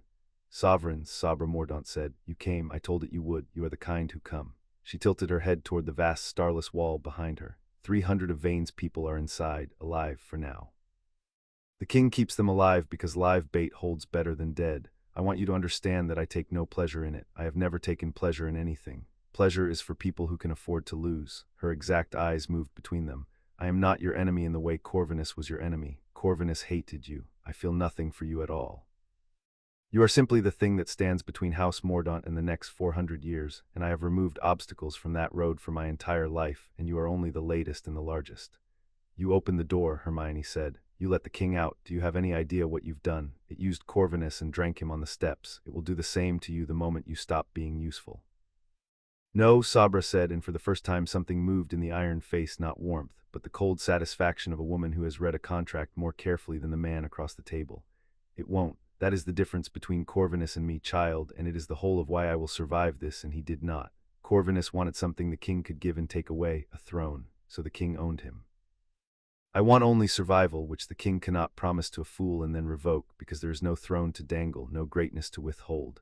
I gave it the one thing it needs, a hand on the door, and I asked for the one thing it cannot lie to me about. House Mordaunt endures. It agreed because it could not buy me any other way, and a bargain it cannot break is the only kind I make. She gathered her reins. I have opened the door, that was my part. The rest is between the two of you and the thing inside the wall, and I have no further interest in it, because however it ends, House Mordaunt holds the western reach, and that is all I ever wanted. She turned the gray horse. I would tell you to run, but you won't, and I would tell you it isn't personal, but you already know that. Goodbye, sovereigns. You were better than Corvinus deserved. It will not be enough." And Sabra Mordaunt rode away from the wall north, with her Marrow riders falling in behind her, and she did not look back, and she did not fight, because she had never come to fight. She had come to open a door and collect a country, and she had done the first and was riding off to do the second, and she left the two young sovereigns alone before a wall that had eaten the sky. "She's just leaving," Harry said. "She got what she wanted." Hermione's voice was hard. "She doesn't need to beat us. She needs the king to break us, and then she inherits the wreckage. She's the most honest enemy we'll ever have, and she just told us to our faces that our deaths are a logistics problem she's already solved." She drew her wand, and the ring of regents caught the starlight. "We'll deal with her after, if there's an after. Right now there are 300 people in that dark. Harry, the wall's made of the king's own substance. The only thing that's ever commanded the king is us together. We open it the way we open everything." She held out her hand. Together, at the same instant. "Now." They rode to the foot of the starless wall, side by side, and raised their ringed hands, and spoke the regent's word together into the dark that had eaten the sky, and the wall, which was the king's, and the seat, which was theirs, contested for one shuddering instant over which of them the western reach belonged to. Then the twin crown won, because the twin crown had always won, and the starless wall tore open along a seam of cold starfire from the ground to the unseen top, and through the seam the host of the sable march poured into the dark, and the war for the seat began in earnest. Inside the wall, the king had made a country of his own dark, and it was full of the drowned. They came out of the flooded fields the moment the seam opened, not the slow grey tide of Merworth, but a flood of them, the drowned dead of 400 years, pale and reaching, rising up out of every drowned reach the failing veil had ever surrendered, and the king drove them at the host like a tide given purpose. Harry had time to think there are too many, and then the shadowhounds hit the drowned line. It was nothing like the duels Harry had fought his whole life. There was no finesse in it, no clever spellwork, only the vast grinding press of the drowned against the living. The hounds tore into the pale reaching shapes, and the shapes reformed as fast as they were torn. The Vistral herds wheeled in on the flanks and trampled the dead under death-cold hooves, and the dead rose again behind them. And in the center, Tamsin, Vespers, Reeves, and Vane's swords locked shields into a wall of their own and held, the candles of the nightmare kit folk burning star-white in the dark along the line, so that the host fought in a thin moving island of its own light in an ocean of the king's. Harry saw Reeve go down under 3 of the drowned, and saw 2 of her fellows haul her back into the light, and saw Tamsin striding the line with her warden's grey cloak black with river water, shouting the wedge tighter, and saw old Lord Vane fighting on foot in the center with a blade older than the statute, because somewhere in the dark ahead were 300 of his people, and he was not going to sit a horse while they drowned. Harry and Hermione fought at the heart of it, never more than an arm apart, the 2 ends of the crown, and where they spoke the word together, the drowned fell back in a wave of starfire, and the line surged forward into the gap. But the reach was vast, and the drowned were numberless, and the king was patient, and Harry understood within minutes that they could not win this by force.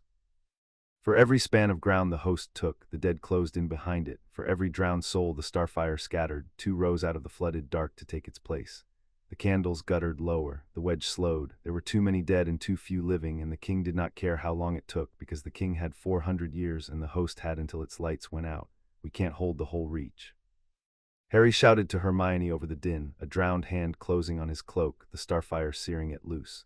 "There's too many of them and they keep coming back. We don't hold the reach." She was reading the star chart on the run, the constellations wheeling in the air before her even here, even in the king's dark, her voice raw. "The 300 Vane's people there at the holdfast in the center there." She pointed into the deepest dark, where a smear of firelight burned, the king's keeping them alive as bait. "We get to them, we get them behind us, we cut back out through the seam, and we take the reach back from the outside once they're safe. We don't have to beat the drowned, Harry. We have to reach 300 people and turn around, that's all. That's the whole battle." So they drove for the center, and they called the order down the line, and the wedge changed its shape, stopped trying to hold and started trying to reach, a spear instead of a wall, the hounds and the Vistrals tearing a road through the drowned, and the swords pouring into it behind the 2 crowned children at its point. It was the longest 100 yards of Harry's life. The dead came at them from every side, and the starfire cut them down, and the candles burned, and a Vistral screamed its death-cold scream as the drowned dragged it under, and the host stepped over the gap and kept driving. And Tamsin's voice cracked from shouting the line forward, and old Vane fell and rose and fell and was carried. And inch by bloody inch the spear of the living drove through the dead toward the firelight at the dead heart of the reach, and they broke through. They broke into the holdfast, and Harry saw them, 300 souls of House Vane, alive, terrified, penned in the king's dark, ringed by a last circle of their own guttering fires, and for one bright instant he thought, "We've done it, we're going to get them out." That was the instant the king had been waiting for. It rose in the center of the holdfast, out of the deepest dark, the way it had risen out of the throne at the moot, but vast now, fed on 400 years of patience and an open door, the starless absence in the shape of a crowned man towering over the penned people and the host and the two small crowned children who had fought their way to the heart of the trap exactly as it had known they would. And it did not attack the host. It did not touch the 300. It reached with one enormous absence of a hand, for the only thing in the reach it had ever wanted. It reached for the space between Harry and Hermione, and it drove the drowned into the gap.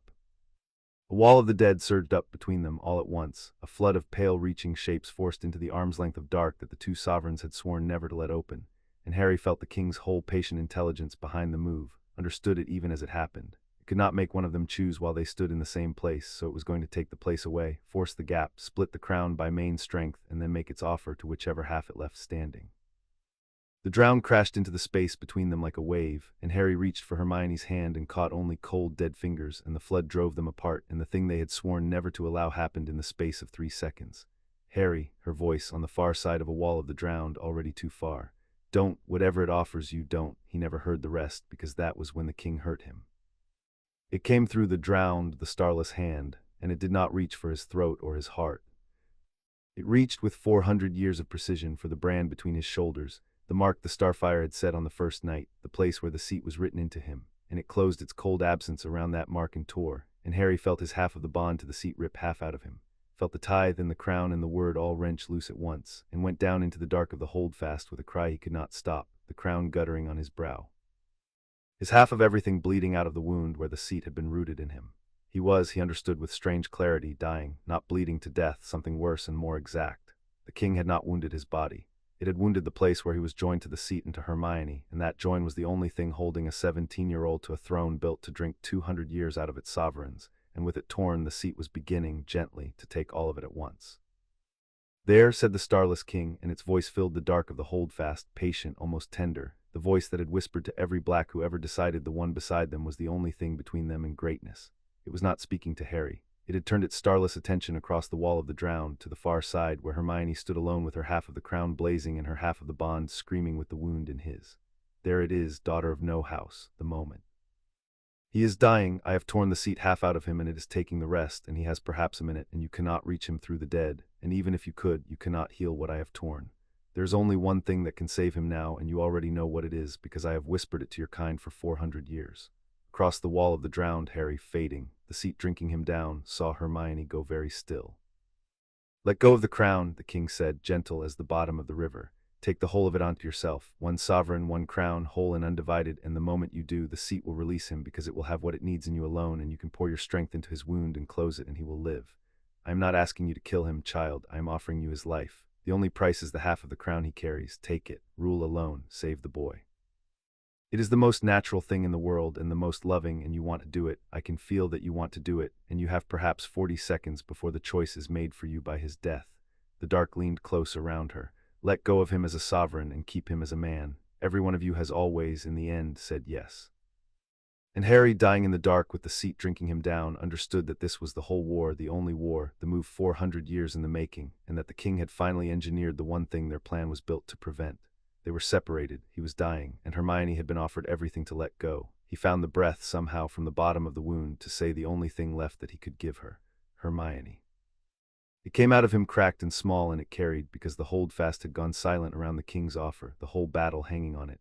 Don't take it, I know what it costs you not to, but it's the door, and if you open it to save me, the whole march goes into that dark forever, 300 people behind you and all of them after. He dragged in another breath against the seat's pull.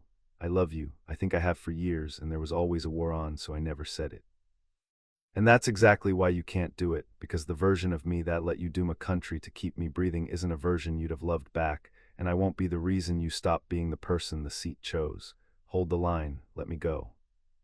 For one terrible, hanging moment, Hermione Granger stood alone in the king's dark with her half of the crown blazing, and the boy she loved dying on the far side of a wall of the drowned, and the whole of everything she wanted held out to her in the gentlest voice in the world, and the king waited certain, 400 years certain, that she would say yes, because they always said yes. She said no. But she did not say it the way the king expected, because Hermione Granger had never once in her life solved a problem the way it expected to be solved. She did not let go of the crown, she did not take the whole of it. She did the third thing, the thing 400 years of sovereigns had been too frightened or too proud to think of, the thing she and Harry had decided in cold blood in a warm room before either of them was afraid. She refused the choice itself. "Separated us," she said, and her voice rang in the dark, and it was not desperate. It was the cold, clean fury of a brilliant person who has just seen the flaw in a 400-year-old plan. "That's the only move you have. You can't break a crown that's standing in one place, so you force the gap and make one half choose. Corvinus told us, you told us, the whole war is that one move." She raised her ringed hand, and her half of the crown blazed up like a second seam of starfire in the dark. "So I'm not going to choose, I'm going to do the thing we decided. I'm going to stand in the same place as him, even if I have to walk through every drowned soul in this reach to do it. You don't get to make me pick between Harry and the march. I'm going to keep both by refusing to be the one of us left standing alone." And she walked into the wall of the drowned. Harry, dying, watched her do it, watched Hermione Granger lower her head and walk straight into the flood of the dead that the king had driven between them, into the cold reaching hands and the pale grasping shapes, her half of the crown blazing, the regent's word on her lips not as a weapon now but as a passage, the seat's own light cutting a road through the dead toward the one place in all the world she had sworn to stand. The drowned closed on her and she walked through them. The king reached for her and she walked through that too, because the king could not stop a sworn sovereign from reaching her other half. That was the one thing the seat would never let it do, and she crossed the wall of the dead step by blazing step while the whole holdfast watched, the host and the 300 and the dying king and the patient one, and she reached Harry where he lay with the seat drinking him down, and she dropped to her knees in the dark and she took his hand. The crown closed. The instant her hand found his, both ends of the crown in one place again, both halves of the bond touching across the wound the king had torn, the seat felt its twin sovereigns rejoined, and the drain reversed. Hermione did not heal his wound by taking the whole crown. She healed it by closing the circuit, by pouring her half of the bond across their joined hands into the torn place where his had been ripped loose, so that the seat drank from the two of them together again instead of devouring the one of them alone, and the wound where the king had torn the seat out of him sealed over with starfire, and Harry felt his half of everything come roaring back, the tithe, the crown, the word, the bond, not because one of them had taken it all, but because they were again. In the same place, holding the same line, two ends of one crown that would not break. "You came through the dead," Harry breathed. He was alive, and her hand was in his, and the crown was whole. "Hermione, you walked through 400 years of the drowned, I told you." Her face was inches from his, fierce and wet-eyed and entirely his, the half-crown blazing on her brow. "We don't get separated, that's the whole plan. You can offer me the world 1,000 times and the answer's always going to be the same, because the answer was never about whether I love you enough to save you." She pulled him up, both of them rising in the dark with their crowns blazing and the host roaring around them. "It's about whether I love the march enough to keep you the right way, together, in one place, never letting it make me choose, and I do, I love all of it that much, you and the country both." Her hand crushed his. "Now get up, sovereign. It tore the seat half out of you and we put it back, and it has never once in 400 years seen anyone do that, and I think it's finally afraid."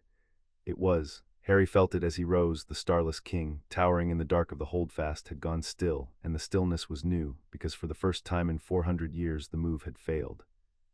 It had separated them and offered everything and torn one of them half to death, and instead of breaking, the crown had walked through the dead and closed itself, and the king had spent its whole patient strategy in one night and watched two children defeat it with the one weapon it had never been able to take from them. The drowned, leaderless, began to falter. The host pressed forward. The 300 of House Vane were rising, taking up fallen swords, the bait turning into an army at the sovereigns' backs, and old Lord Vane was on his feet again with his people around him, roaring the name of the seat. For a moment, in the dark of the holdfast, it looked like victory. The 300 of House Vane were rising, penned bait turning into soldiers, snatching up the fallen blades of the drowned fighters and the broken weapons of the dead, old Lord Vane in the middle of them with his ancient sword, and his voice cracked from shouting, roaring the name of the seat into the dark that had held his people hostage. The Shadowhounds, sensing the turn, redoubled, tearing through the faltering drowned. The Vistral herds wheeled in from the wings and trampled the dead under their death-cold hooves, and the dead, leaderless now that the king's whole attention had been spent on the crown, did not rise so quickly behind them. The candles of the Nightmare Kit folk burned starwhite through the holdfast, hundreds of small held lights, and where they burned the drowned drew back, because the drowned were the dead of a country that had given up hope, and the candles were what hope looked like when it would not go out. Harry felt the battle turn under him the way he felt everything now, through the seat, felt the host stop merely surviving and start winning, felt the freed 300 fold into the line, felt Tamsin Vesper somewhere in the dark shouting the wedge into a new shape, an opening shape, a "we are getting these people out" shape. He pulled Hermione up beside him, and the two of them stood at the heart of it, crowns blazing, and spoke the regent's word together one more time, not to fight the king now but to lift the host, and the seat answered, and a wave of starfire rolled out from the two sovereigns across the whole holdfast, and the drowned fell back before it in every direction at once. And for one bright, impossible moment, the dark heart of the western reach was full of living light and living people, and the name of the seat roared by 300 throats that had thought no one was coming. "We're doing it," Harry said, hardly daring it. "Hermione, the line's holding, the 300 are up, the drowned are breaking, we're getting them out." And for one bright moment, in the dark heart of a reach that had eaten the sky, with 300 saved souls roaring the name of the seat and a country's worth of candles burning back the dead, it was true. But the king was not beaten, and Harry knew it, and the knowing was the cold drop in his chest even in the middle of the host's roar. It had spent its strategy. It had not spent its strength. And a cornered thing 400 years patient does not, when its long game fails, simply sink back into the stone. It changes the game. "It's going to do something," Hermione said, feeling it too, her hand tight in his. "It's lost the war it planned. It's not going to just harry the door it came through, the opened reach. It connects back to the seat, to the obsidian court. If it can't break us out here, it'll go for the source. It'll go for the throne itself, the empty seats. While we're a country away on the western reach." The king moved. It did not attack. It turned, the whole vast starless absence of it wheeled away from the host and the sovereigns and the 300, and poured itself down into the open door on the western reach, into the wound in the veil that ran back through the deep stone to the obsidian court under London, where the twin thrones stood empty, and the two halves of the crown turned slow above the seats their sovereigns had left to ride to war. Harry felt it go, felt the king abandon the field it had lost and race back along the opened road toward the empty seat, and understood the last and worst move of the night with the cold certainty the throne had given him. "It's going for the throne," he said, "the actual seat, while we're out here. If it reaches the obsidian court and sits the empty throne before we get back, then it won't matter that we held the line out here." Hermione was already turning, already reaching for the star chart, her face white. "An empty throne is a thing anyone can dream of sitting. It's been telling us that since the first night. It can't take the seat while we're sitting it, but we're not sitting it, Harry. We left it empty to come save these people, and it just worked out that the way to beat a crown that won't break is not to break it at all. It's to get to the throne first, while the crown's a country away, and sit the seat before its sovereigns can get home." She grabbed his hand. "We have to get back to the court, now, before it reaches the seat, and it has a 400-year-old road and a head start, and we have a country to cross." They ran for the seam in the wall, calling the Strals as they ran, and the gaunt death horses of the march answered and came, and Harry threw himself onto one and Hermione onto another, and they tore out through the collapsing wall onto the open moor, where the stars were already pouring back into the sky the king had eaten, where the western reach was theirs again, and the 300 were free, and the host had won, and none of it mattered. Because the thing they had beaten on the field was already racing through the deep stone toward the empty throne of the Sable March, and two exhausted sovereigns on two death-cold horses bent low over the manes and rode east for the seat with everything they had left, knowing the king had the king's road and a head start, and that there was no version of the arithmetic in which they reached the obsidian court before it did. "Andromeda's there," Hermione gasped over the wind and the drum of cold hooves. "She's keeping the court. If the king reaches the seat before us, she's the only living soul between it and the throne, and she can't sit it, Harry. She's not chosen. If she tries to stop it, she dies." "Then we ride faster," Harry said, and bent lower, and the Strals of the Sable March stretched out under the wheeling stars and ran as nothing living had run in that country for 400 years. Two crowned children racing a dead king home to a throne that would belong by dawn to whichever of them reached it first. Far ahead under London, in the warm dark of the obsidian court, Andromeda Tonks felt the temperature begin to drop, and looked up from the steward's table at the twin throne standing empty on its dais, and at the arch where the king's road ran out into the dark, and saw, far down the road, coming fast, a starless absence in the shape of a crowned man, and understood that she was the only thing in the world standing between it and the empty seat, and that her sovereigns were a country away. And that she was not going to get out of the way.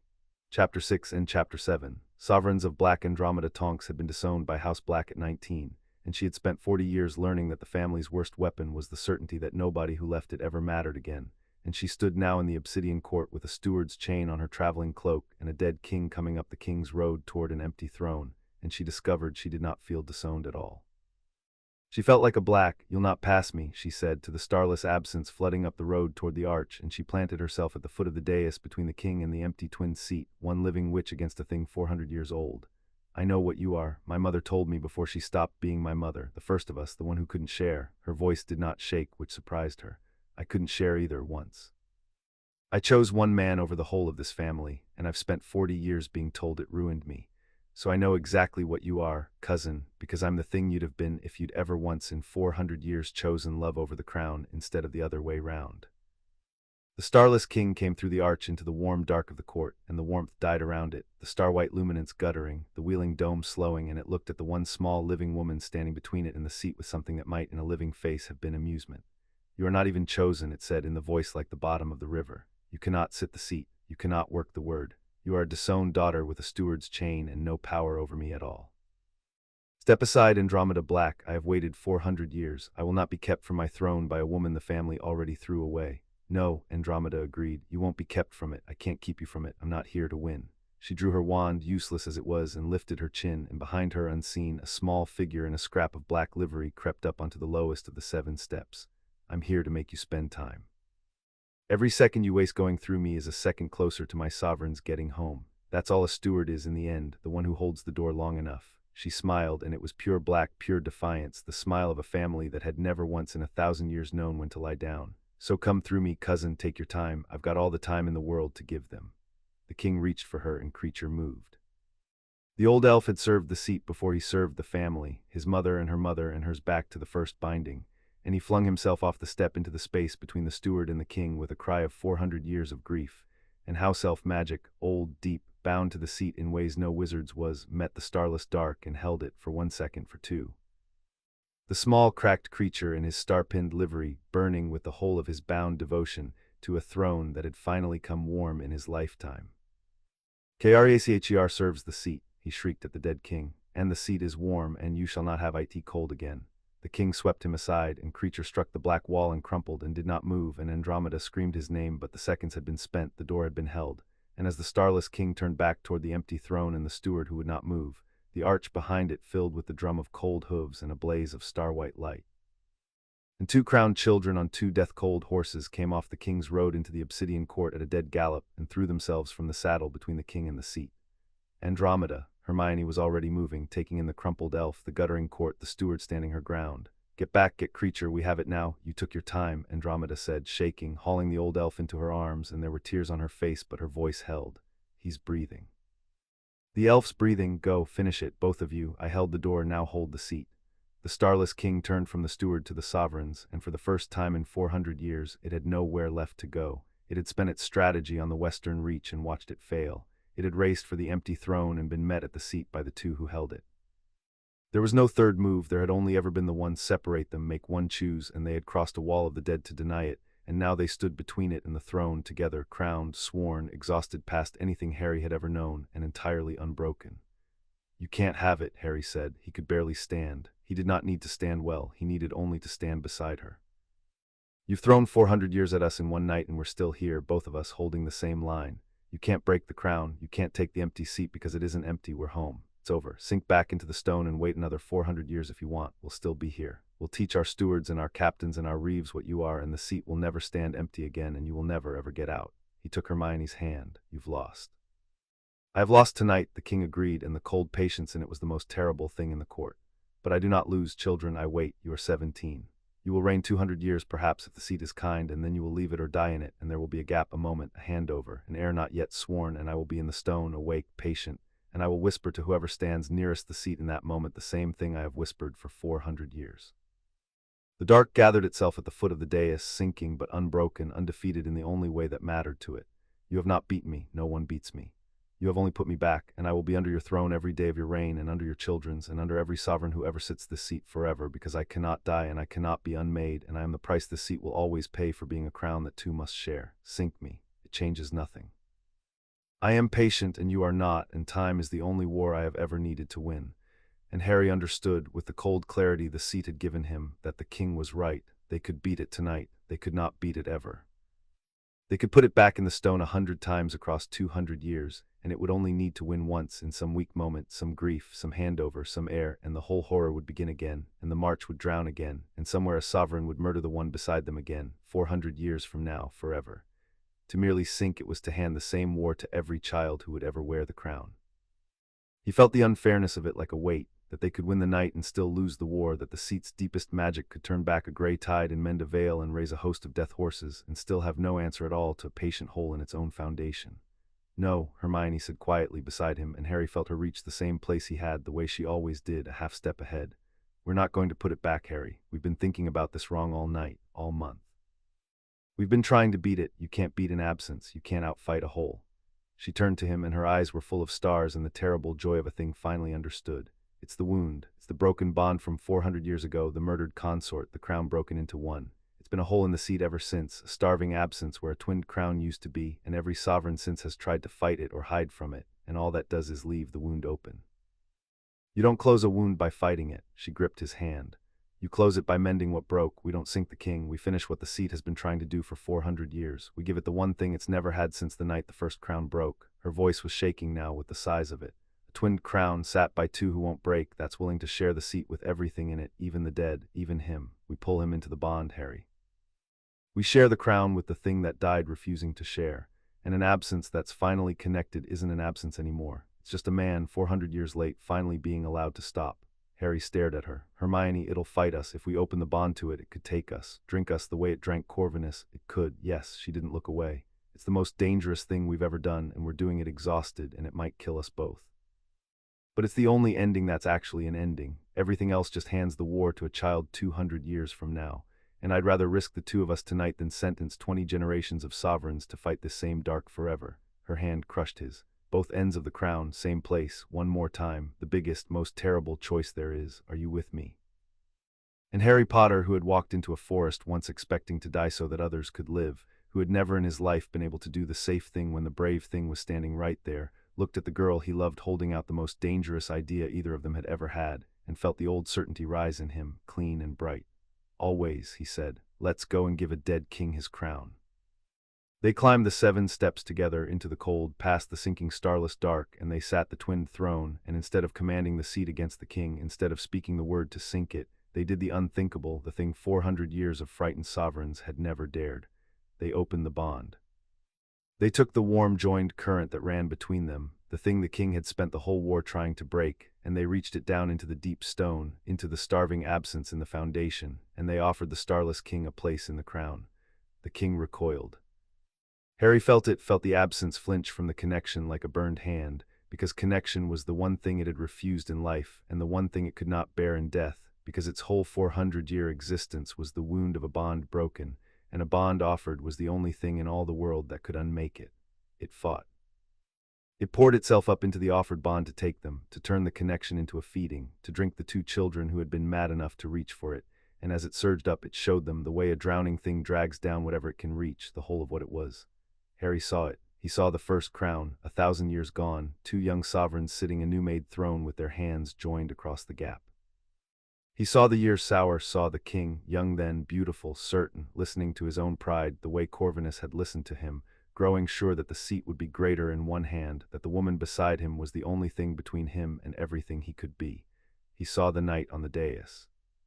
He saw the murder, quick and quiet and 400 years unrepented, and the moment after, when the king had reached for the whole crown at last and felt the seat begin, gently to drink him, and the terror, and the pride that would not let him call it a mistake even then, and the final choice to pour himself into the stone rather than die admitting he had been wrong.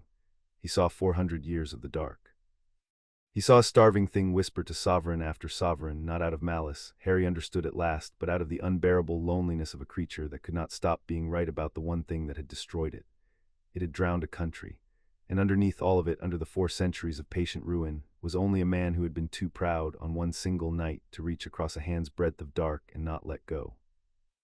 I know, Harry said into the cold, into the foundation, and he did not flinch from the surging dark because he had seen the same poison in himself on the throne at the moot and chosen with her hand in his to refuse it. I've felt it, the thing you couldn't stop being right about, that you'd be greater alone. I felt it whisper to me the night Corvinus woke you, and I'd have believed it too if she hadn't been holding my hand. That's the only difference between us, not strength, not blood. A hand I didn't let go of. He poured the whole of his certainty down into the dark. You don't have to keep being right. You can be wrong finally after 400 years and let it go. You don't have to be alone anymore, Hermione said, beside him into the foundation, to the thing that had drowned a country out of the conviction that a crown was wasted on 2. That's the whole thing you got wrong. That's the lie you've been telling sovereigns for 400 years, that the one beside you is the thing between you and being great. You were never going to be great alone. You were just going to be alone. And you've been alone in this stone for 4 centuries because you couldn't bear to share a crown, and we're not going to sink you and leave you alone for 400 more. Her voice broke, and Harry felt her pour the whole of her fierce, brilliant, unbreakable heart down into the wound in the seat. "We're going to share it with you, the thing you killed her to avoid, the thing you've been starving for ever since. Here, take it, stop fighting and take it and stop." And the starless king, the first and worst of the blacks, the sovereign who would not share, the patient, starving absence under the throne, felt, for the first time in 400 years, a twinned crown reach down into its dark and refused to let it be alone. It stopped fighting. Harry felt the exact moment the refusal that had sustained it for 4 centuries finally failed, not broken by force, but dissolved by the one thing it had no defense against, because it had spent its whole existence defending against everything except connection. The starless absence in the foundation offered at last the bond it had murdered to avoid, reached up not to drink but finally to be held, and the warmth of 2 living sovereigns poured into the cold of one dead one, and the wound that had stood open in the seat for 400 years closed, and the absence filled, and the king, the man, 400 years late, was at last allowed to stop. The court flooded with light. It was not the cold starfire of the crown or the road or the vault. It was warm, the first warm light Harry had ever seen in the obsidian court, gold and living, pouring up out of the foundation as 400 years of starving dark was finally fed and finally rested and finally, gratefully, gone. The wheeling dome blazed. The 2 halves of the crown above the throne turned faster, brighter, and then slowly, deliberately, for the first time since the first crown broke 1,000 years ago, drifted together, the hand's breadth between them closing, the 2 halves of the sable crown fusing back into one whole circlet that hung complete and unbroken above the twin seat. Mended, healed, a crown that two could share without a wound at the heart of it ever again. And from the deep stone, fading at peace at last, the voice like the bottom of the river said one final thing, and it was not a threat, and it was not patient, and it was the only kind thing it had said in 400 years. "Thank you," said the starless king, and was gone, finally and forever, the wound in the seat closed, the cycle broken. The war that had been handed down for 4 centuries ended at last by the 2 children who had refused, all the way to the end, to let even their enemy be alone. Then the court was warm and gold and quiet, and Harry and Hermione sat the twin throne beneath a crown that was whole, and below them the foundation of the sable march was sound for the first time in 1,000 years, and they had won not for tonight but for good. The country came back slowly, and then all at once, the way spring comes. With the wound in the seat closed, the veil did not merely hold, it healed, reaching out from the mended foundation reach by reach, and the drowned fields began to drain. Harry stood on the moor a week after the king's end and watched water that had stood for 100 years sink back into the ground, and saw, rising out of it, the roofs and walls and lanes of villages the march had mourned for 4 centuries, the lost reaches coming back up into their own sky one at a time. The Tenebris drew back into its old banks, and the drown that had filled it, the dead the broken seat had never been able to lay to rest, went down at last into true graves, quiet, finished, the boundary clean again. The ferryman pulled his boat across a river that was only a river now, and bowed to the sovereigns from under his hood, and said in his voice like the water that in 1,000 years he had never carried so few of the dead, and that he found, to his surprise, that he did not miss the work. They opened the king's road for friends, now that the seat was safe enough to let them through, and Ron and Remus came down it at last and stood in the warm gold court and saw what their two had built and held. Ron looked at the mended crown turning above the twin throne, and at Harry and Hermione standing beneath it, crowned and sworn and finally, visibly at peace, and he did the most Ron thing imaginable, which was to grin and say, "Right, so, royalty. I'm going to be insufferable about this for the rest of my life, you understand, absolutely insufferable." And then more quietly, gripping Harry's arm, "You came out the other side, both of you, I told you that was the whole plan." Remus said less, as he always did, but he walked the length of the obsidian court slowly, taking in the niches where the dead sovereigns of House Black stood faceless in the warm light, and at the end he said only, "Sirius spent his whole life running from this name. And you turned it into the thing that saved a country." His tired eyes were bright. "He'd be so proud of you he wouldn't be able to speak," which for Sirius would have been a genuine medical event. It was, Harry thought, the first time the name Black had been spoken in that court in 400 years and meant something a person could be proud of. Sabra Mordaunt's reckoning came a month later, and it was the strangest victory of Harry's life because it looked exactly like giving her what she wanted. She came to the obsidian court under a flag of parley, alone, exact, unbroken, and she stood at the foot of the dais where Corvinus had stood and looked up at the two sovereigns and the whole mended crown turning gold above them, and Harry watched her understand in the space of a breath that her bargain had failed in the one way she had not planned for. "The king is gone," she said. "It was not a question. I felt it a month ago. The thing I bargained with simply stopped, which means the bargain is void. Which means the one obstacle I removed from House Mordaunt's road has put itself back." Her iron face showed nothing, but Harry, who had learned to read her, saw the calculation running behind it, looking for the move, finding none. "You'll execute me then, for opening the door for the Western Reach, for Vane's 300. The law has one answer, and the girl knows the law better than I do." "The law has one answer," Hermione agreed. and we're not going to use it.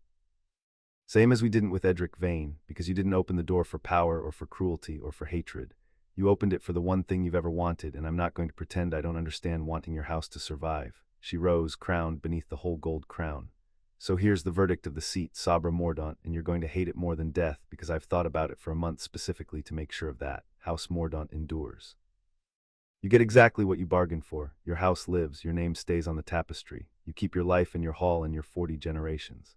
She leaned forward. "And that's all you get. House Mordaunt will hold the western reach as the least of the March's houses, sworn to seat it betrayed, watched by a steward who remembers, ruling nothing, deciding nothing, surviving and only surviving at the sufferance of 2 sovereigns you tried to murder. You wanted your house to outlast the throne's return. It'll outlast it as a footnote, a cautionary tale. The house that bet on the dark and lost, kept alive on purpose so that every other house in the March can look at it and remember what serving whatever wins finally bought." She sat. "You wanted survival. I'm giving you survival and nothing else forever. Now go home, Lady Mordaunt. Endure. It's the only thing you'll ever do again." And Sabra Mordaunt, who had read every contract in 400 years more carefully than the man across the table, looked up at the sovereign who had just handed her exactly what she asked for and made it the cruelest sentence in the March, and understood that she had been at last outthought, and she bowed stiffly, the first time she had bowed to anyone in the whole long game, and turned. And went home to her drowned manor on the western reach to begin the rest of her life as the thing she had spent it all trying not to be, irrelevant. Death would have made her a martyr, Hermione said quietly when the woman had gone. Some house would have taken up her grievance in a generation. This way there's nothing to take up. She just fades, the most patient enemy we'll ever have, and we beat her by giving her exactly what she wanted. She let out a breath. "I think that's the most frightening thing I've ever done, and I did it on purpose, and I'd do it again." "That," Harry said, "is exactly why the seat chose you." Corvinus Black lived another year, in his warded room high in Castle Umbral, and he saw the spring come to the March for the first time in 400 years. He watched the drowned fields drain from his cold window, the ruined old man who had wanted the whole crown and been drunk to husk reaching for it, and near the end he asked to see the sovereigns one last time, and they came. "I spent 51 years, he said, certain that the seat's weakness was that it took 2, that a crown was wasted on a pair, that if I could only rule alone, I'd be greater than any black before me." The gray eyes, still the only young thing left in him, moved to their joined hands on the arms of their chairs. "And you ended the thing that had haunted this house for 400 years by doing the one thing I never could. You shared a crown so completely you shared it with the dead." A rasping laugh. "I was the cleverest man in the March, children, and the stupidest. They turn out to be the same thing if you're too proud to need anyone." He looked at them a moment longer, and something in the wreck of his face eased. "Rule well, rule together. It was always the only way it was ever going to work, and I find at the end that I'm actually glad it's the 2 of you who finally proved it." He turned back to his window and his spring. "Now go. I'd like to watch the river go down. It's the only thing I've ever helped to make happen that wasn't a ruin." He died in his sleep before the next dark moon, watching a drowned field come back up out of the water, and they buried him in the March he had tried to take, with more honor than he had earned and less than he had, at the very end, perhaps come to deserve. And Andromeda wept for him, because someone in the family should, and she was the only one left who could. The March took a year to begin believing it was saved, which was about as long as it took the water to go down. The draining was the slow miracle of that first year, and Harry and Hermione worked it reach by reach from the star chart, the great word lifting the drowned fields back into the air a village at a time. Merworth came up first because Merworth had been first to kneel, the reach where they had turned the grey tide on the very first night drained to dry ground over a season, and the houses that had stood half-sunk for 100 years dried in the new air, and Tamsin Vesper, who was a captain of the seat's peace now and no longer a reeve of a drowning village, came back to the place she had been born and walked its dry streets for the first time in her life and could not speak. The morning candle seller from the Nightmare Kit set up a stall there in the dry square and did not sell a single morning candle, because no one in Merworth had drowned that year, and the candles he sold instead were the star-white ones that would not go out, and they burned in every window of the risen village like a country remembering it was allowed to hope. It went like that, reach by reach, across the year. The drowned fields became fields. The lost villages came up out of the Tenebris and dried and filled again with the descendants of the people who had fled them 400 years before, Marchfolk who had crowded onto the last dry ground and now spread back out across a country that was slowly becoming a country again. The houses, even the proud old ones, came to understand that the seat's warmth was not a threat to them, but the only thing that had ever kept their reaches above water, and they swore harder, and they meant it. And through all of it, the 2 sovereigns held court 3 nights out of 7 and drained the fields the other 4 and learned, in the doing, the thing the cold years had never let anyone learn, that ruling a country and saving one turned out in the end to be the same work, only the saving never stopped, it just changed its name to keeping. Do you know what the strangest part is? Hermione said one evening, watching from the King's Road as a drowned reach came up gleaming into the starlight, dry for the first time in a century. It's that I'm happy, not relieved, not vindicated, happy. We spent 6 years fighting a war that we survived, and I always thought surviving was the most we'd get, and instead we got this. A country coming up out of the water, people who light candles instead of mourning. You, she leaned into him. I keep waiting for the catch, there's always been a catch. Maybe the catch already happened, Harry said. Maybe 400 years of drowning was the catch, and 1,000 years of the king, and the whole price got paid by everyone who came before us, and we just get to be the ones who were here when it finally ended. He watched the dry reach gleam. I don't think we have to earn this part, Hermione. I think this part's just the reward for all of them, for us. She didn't answer because there was nothing to add, and the country came up dry and gleaming out of the dark all around them. And a year after the worst night of both their lives, they decided there had been enough war for one lifetime, and that it was finally time for the other thing. They were married in the obsidian court, beneath the whole gold crown, on the first true spring the sable march had known in 400 years. It was not, Harry thought, that the seat demanded it. The oath in the vault had already bound them as sovereigns, already made them the twinned crown the throne required. The seat had what it needed. This was the other thing, the thing that had nothing to do with duty and everything to do with the 6 years and the cellar floor and the gray tide and the wall of the drowned, the thing they had kept putting off because there was always a war on. There was no war on now.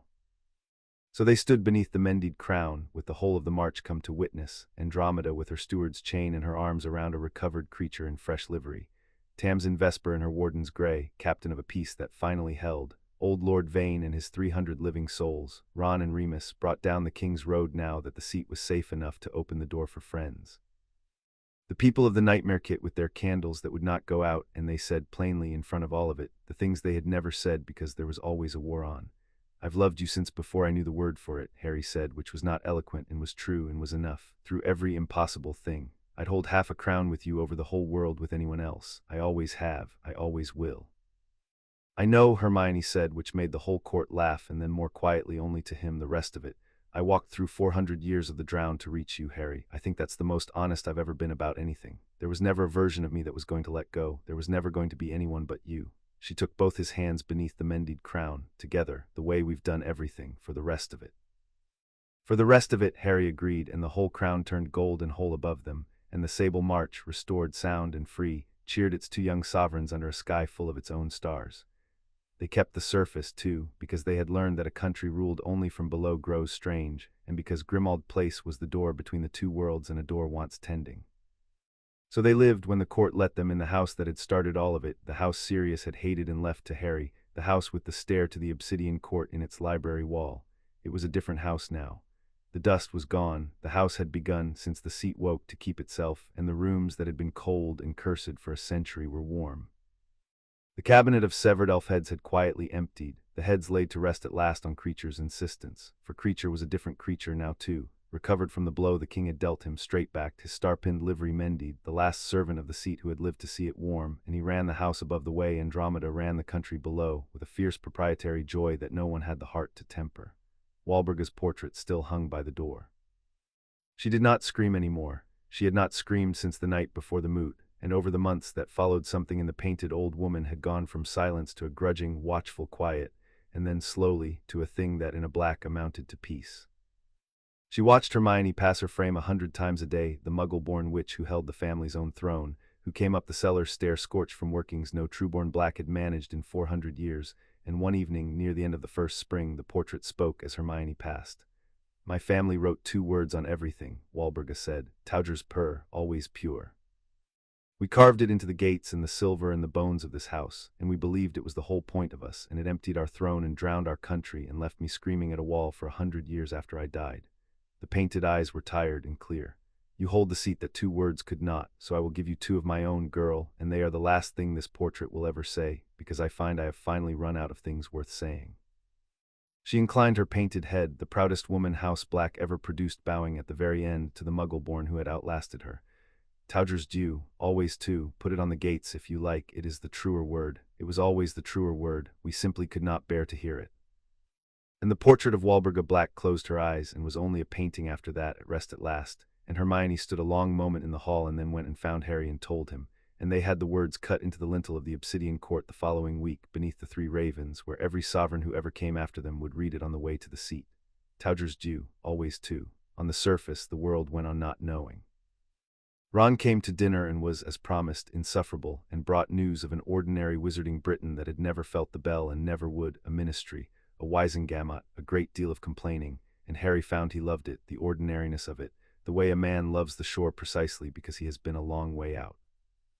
Remus came too, less often, grayer each time, and sat in the warm library where the cold cursed house had been, and once said, watching Harry and Hermione argue cheerfully over a point of March law across the long table, Sirius spent his whole life trying to give you a family and dying before he could.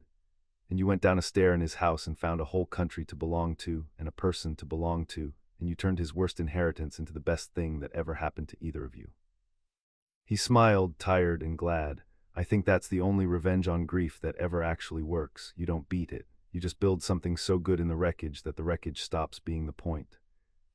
On the quiet nights before they went down to the seat, Harry and Hermione would stand together at the drawing-room window at the top of the house, the same window where they had stood on the first gray morning after the bell rang, frightened and changed and certain of nothing but each other, and they would look out over the chimneys of Islington at a London that had no idea a country lay warm beneath it, ruled at last, after 400 years, by two people who had refused every single chance to rule it alone.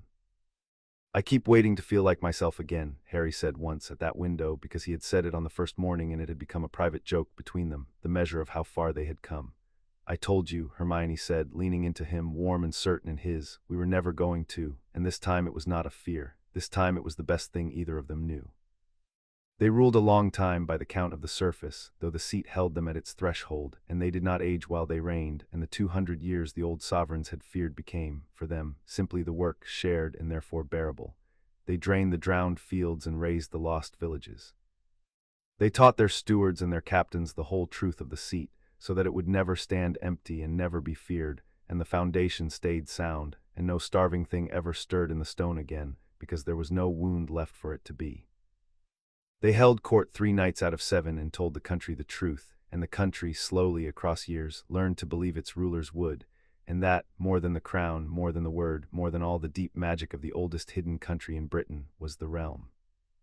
And on the quiet nights when the court was done and the country slept, the 2 sovereigns of the Sable March would sit together on the steps of their twinned throne, not on the seats, on the steps, the way 2 people sit when the work is done, beneath a crown that was whole because they had made it so, in a country that was warm because they had chosen, every single day and through the worst night either of them ever knew, to hold it together and never alone. It was, Harry thought, exactly the inheritance Sirius would have wanted for him in the end, not a fortune, not a name, not a duty with teeth. A country worth protecting, and the one person in all the world he would always, always choose to protect it beside. The seat was warm, the crown was whole, and the 2 who sat it were, at last and for good, sovereigns of black together. Chapter 7 End.